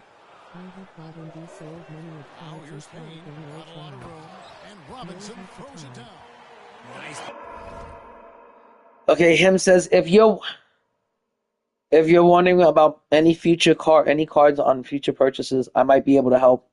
I have bought and sold them any cards, and I'm trying to figure out who works best. Hem, definitely tonight I'm gonna need your help with that, because definitely tonight when the prices go down a little bit more in the auction house. Remember, when people get off of work and they get home, people start ripping packs, and the auction house always goes down a little bit more at night. I'm definitely gonna need some help filling out the rest of my team, and building out the best squad possible, and filling out my roster with the best available players. But yeah, let me know if you're gonna be available tonight. I definitely can use your help with that. I've been really so undecisive this time around when it comes to building a team. Offensive rebound. I do know that I want to put Shaq on the team. I'm not sure who else I want to put on the team, but I know for sure Shaq is gonna be my power forward that I want to start. I'll be here all day, Hem. You know me, I'm Indy 2K all day, every day, in the house, and the place to be. And this is pretty much what I do all day, every day. It's just grinding out this fucking game. The offensive approach we've seen so far for New York. Their offense has been a well-oiled machine. They're moving the ball around, playing for one another, and just piling up assists. And one other thing they have done well has been scoring. Jay, I'm going to be getting the 100 Shaq today. That's what I'm trying to get. I would like to get the 100 overall Shaq with at least, I want to say 20 to 30 legends, and I would like to pay less than $2 million for him. If I can get Shaq for 1.5, 1.6, even 1.7, I'll be real happy. And if I can get him with 20 to 30 legends, I'll be ecstatic about that. I would also like to pick up Ben Simmons today. That's another card I would love to pick up. I think it's really important. I think height is really important in this game this year. I think height dominates the game, and you know, the point guard position is so important and so dominant. I think getting the tallest point guard available is the best thing you can do in this game. Launches a three. It's good from long range. And to me, 100 overall Ben Simmons is probably to me, he's definitely a top 3 point guard in the game, if not the best point guard in the game. It is neck and neck here in the final period. I would say the only point guards in the game that are as good as 100 overall Ben Simmons would be like Magic Johnson, the Invincible Magic, Invincible LaMelo, and then I would say 100 Ben Simmons. Those are your top 3 point guards. right there on the outskirts, I would put number 4 would be Michael Jordan, and then number 5 I would give it to Scottie Pippen. That to me is your top 5 point guards in the game. Invincible Magic, Invincible LaMelo, Ben Simmons, Michael Jordan, Scottie Pippen. Those are your top 5 point guards in the game for sure. Oh, my bad. I forgot about Invincible King James. Invincible King James, Magic Johnson, LaMelo, then Ben Simmons, then Michael Jordan, then Scottie Pippen. Those are your top 6 point guards in the game for sure. I completely forgot about Invincible King James. A different look for New York. And I would put Joker in that as number 1, but remember, Joker wasn't attainable for like fucking 99% of the 2K community. So when a card like that is so unattainable, I just act like it doesn't exist. I've never ran into Invincible Joker at the park. I've never ran into Invincible Joker in Showdown. I haven't seen Invincible Joker not one time since that card has come out. So I don't know how many people got that card, but not many. So when a card is that rare, that might as well act like it just doesn't exist.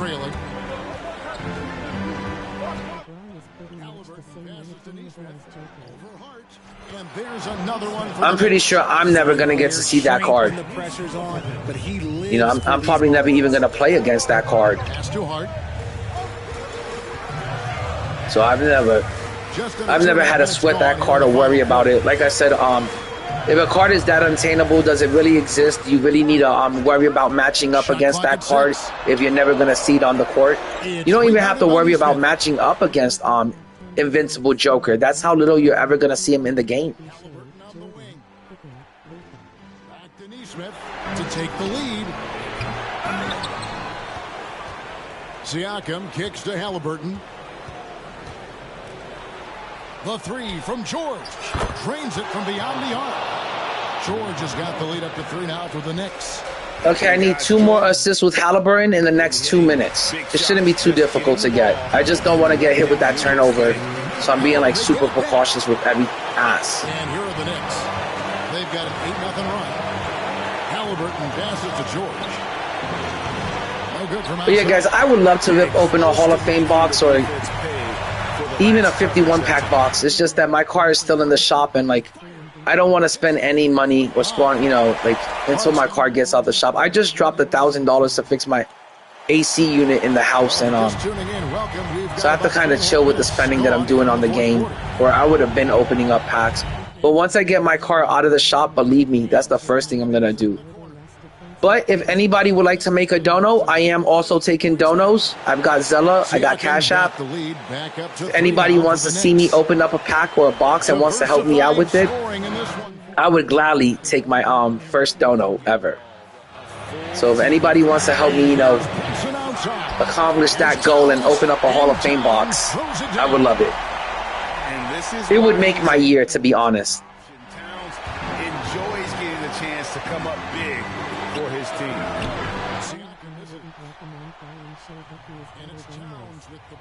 He'll bring it up for New York. Here's Anunoby. Good D by Siakam. Okay, I gotta lock in, guys, because I gotta make sure I get this last assist.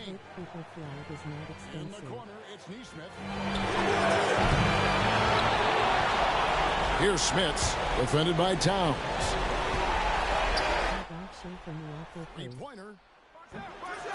Yes, I got the 15 assists that I needed. I was kind of worried there for like a minute that I wasn't going to get it completed and I was going to have to do this over again. But there's only 42 seconds left in the game. I got 15 assists with Tyrese Halliburton, and I've got 0 turnovers. So we're about to add our first 100 onto our second 100 onto the team. Actually, no, that's a lie. I've gotten Tim Duncan, I've gotten Big O, and I've gotten Dwight Howard. So it's going to be our fourth 100. But our first 100 of the day is what I was trying to say.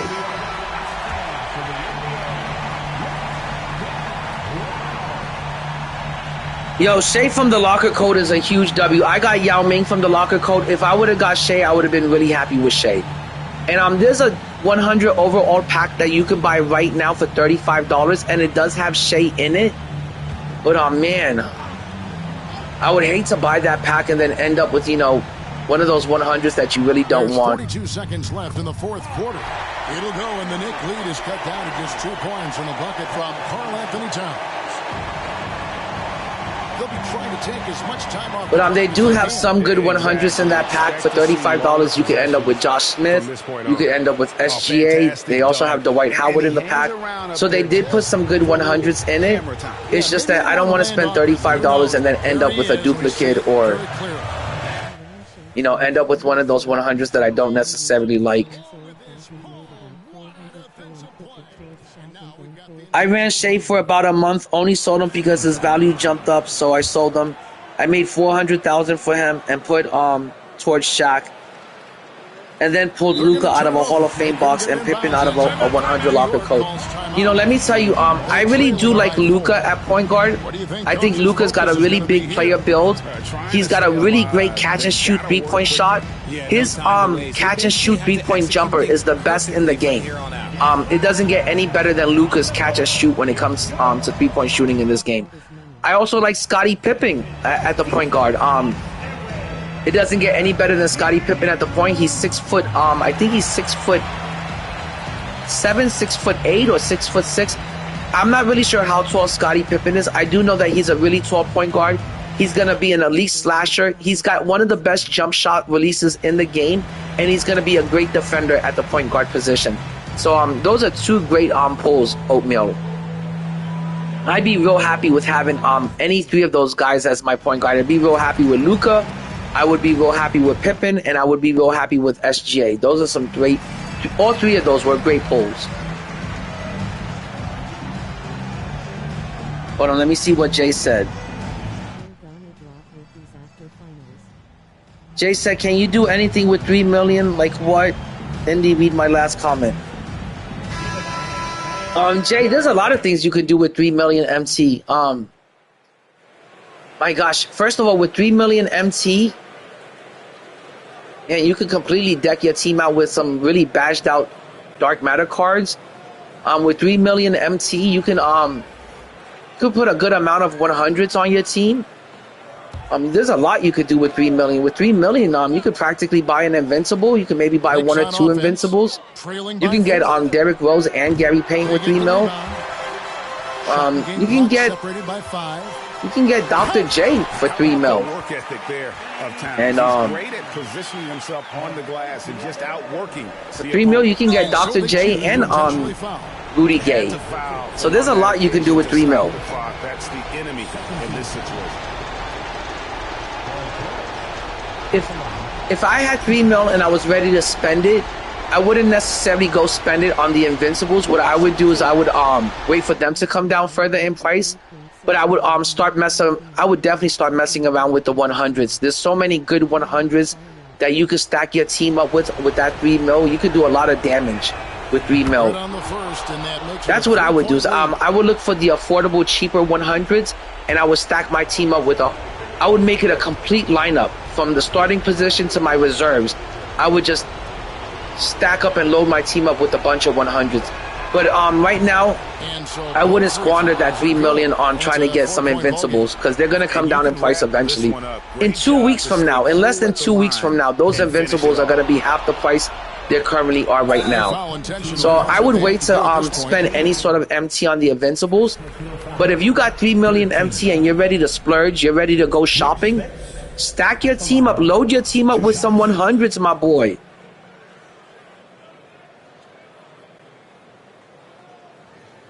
Hi, boy Yao. I'm down to 3.6 million. I'm not panicking. I don't like seeking my MT this low. Oh, Jay, it does suck to see your MT that low. And take it from someone that has 10 million MT, and I currently have 9.2 million MT.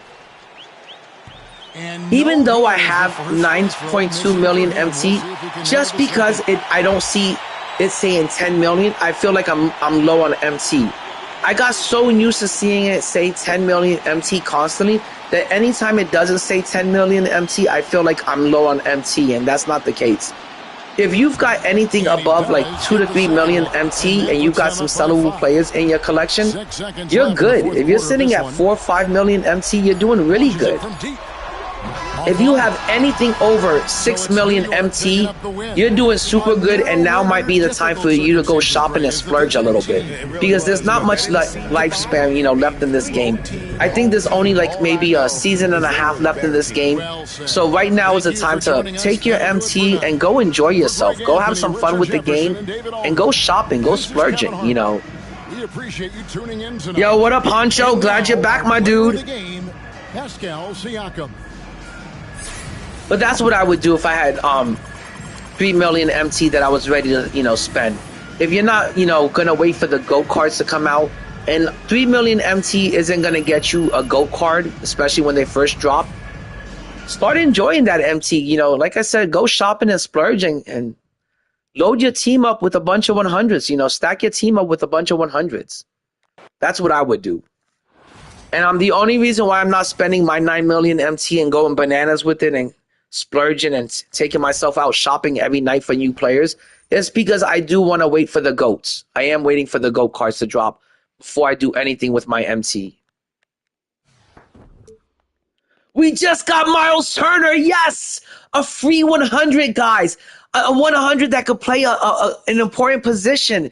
It's a free 100 overall center power forward player that you can use in your lineup or your bench. This is a great pickup. This is a W by 2K. Giving this card to us for free was a huge W from this company. That's huge, man. And that's the kind of shit I love to see. That was huge. Okay, now we only have to do the Oklahoma City stuff, and we're done. And we've got 2 new 100s to add into the lineup. That's a huge W. I'm so glad we got that shit done. I'm like so excited about that. I can't wait to see what my lineup looks like. I now have 100 Yao. I got 100 Dwight Howard. I got 100 Big O. And now I've got 100 overall Miles Turner. And I also have Timmy D. So now I'm going to have a starting 100 that I could put as my power forward. And I have a 100 overall that could come off the bench to play the power forward position. So that's huge, man. I'm like so ecstatic about that. So guys, you know, I highly recommend getting this shit done, guys. You got to get it done. It's a free 100. Okay, time to check the auction house. Like I said, I always check the auction house in between games. You never know when you're going to run into a really good snipe. You never know when it's going to happen.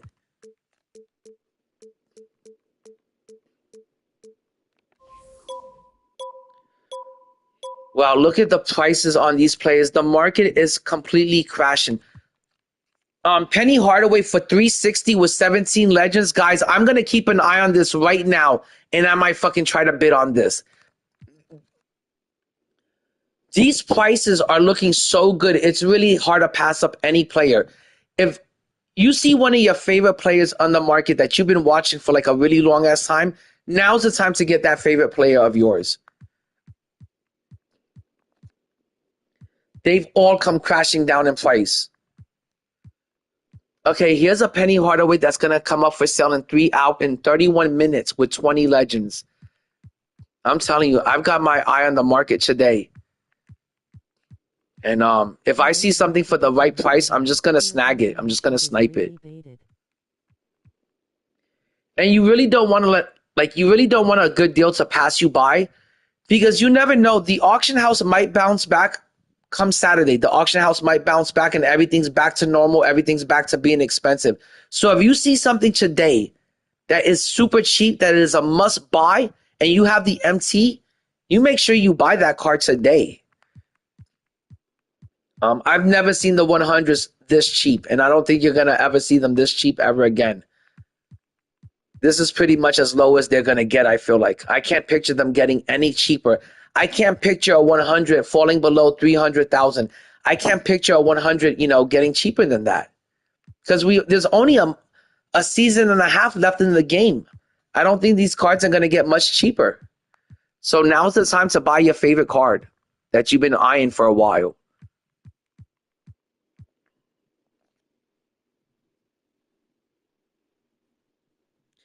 I know. I've heard that Penny Hardaway has a really bad jumper, that his release is super baited and super slow. And that's probably the reason why he's come down in value so much. But I love Penny Hardaway in real life. I love running with that card. I love playing with that card. I love seeing that card on my big screen TV. I love running him with other cards that I like. I want to run Penny Hardaway with Michael Jordan, Scottie Pippen, Yao Ming, T-Mac. And that's the only reason why I would buy this card. Not because this card is an elite card or it has like an elite jumper. It probably has one of the worst releases in the game. And that's why I wasn't willing to pay $1 million MT for it. That's why I wasn't willing to pay anything above 500,000. But at 300,000 MT, you know, I love Penny Hardaway so much. I think he's worth 300,000. You know, for a 100 penny, if I can get him for 300,000, I think it's worth it. But you're right. You're completely right. He does not have one of the top jumpers, one of the top releases in the game. Matter of fact, he probably has one of the worst releases in the game. But I do stupid shit like that from time to time just so I can have the chance of playing with, you know, one of my favorite players, you know, of all time. And when I grew up as a kid, I used to love watching Penny Hardaway play. I used to love the little Penny Hardaway commercials with Little Penny when he used to do the Sprite commercial and the Nike commercials. So I always look forward to playing with Penny Hardaway, and I always have a lot of fun playing with Penny Hardaway. But does he have good height? Yes, he is 6'7". Does he have a good jumper? No, it's probably not the best jumper in the game. But yeah, I know him. It's the same thing with Dark Matter Michael Jordan. Dark Matter Michael Jordan wasn't the best Dark Matter out there. He didn't have the best release. He probably had one of the slowest releases ever. His jump shot was super baited. But I love playing with Michael Jordan so much. I didn't give a fuck about spending 3 million MT on him. And, you know, I got to run with that card for like a good season and a half. I got my MTs worth out of him, and I had a lot of fun with them. So when I play this game, it's not necessarily to get the best card in the game. Most of the time is I'm more concerned about how much fun I'm going to have with that player and how much fun I'm going to have running him on the team. And that's how I approach the game, is how much fun am I going to have with this card, you know, on my team. You know, if you're somebody that you like Michael Jordan, buy that card, buy that player and run with them. Michael Jordan is never going to be the best player in the game. And if he is the best player in the game, it's very short-lived. There's always a better card than Michael Jordan, especially at the 1 or the 2 position or at the 3. But is he a fun card? Is he one of the, you know, is he the GOAT? Is he the greatest player of all time? Is he, a lot of people, you know, Michael Jordan is the GOAT and he's your favorite player. You know, if he's your favorite player and you think Michael Jordan is the GOAT and you're going to have fun running with that card, by all means, go and get that card. You know, but there's always going to be a better player than the player that you want.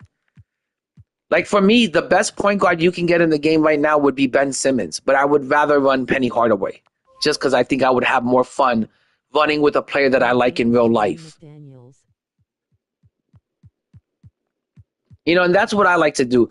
I like to create my team and base my team off of players that I like in real life. Like in real life, I wasn't the biggest Glenn Rice fan in real life. Yeah, he was a great role player. He was a good, real solid player. I guess you can call him like an all-star, borderline superstar. But he's not a player that, you know, this is the reason why I'm playing my team is because I want to run with Glenn Rice. The reason why I'm playing my team is because I want to run with players like Michael Jordan. I want to run with Kobe Bryant. I want to run with Shaq. You know, that's the reason why I play my team is not necessarily to form the best team, but to form my team of players that I want to run with.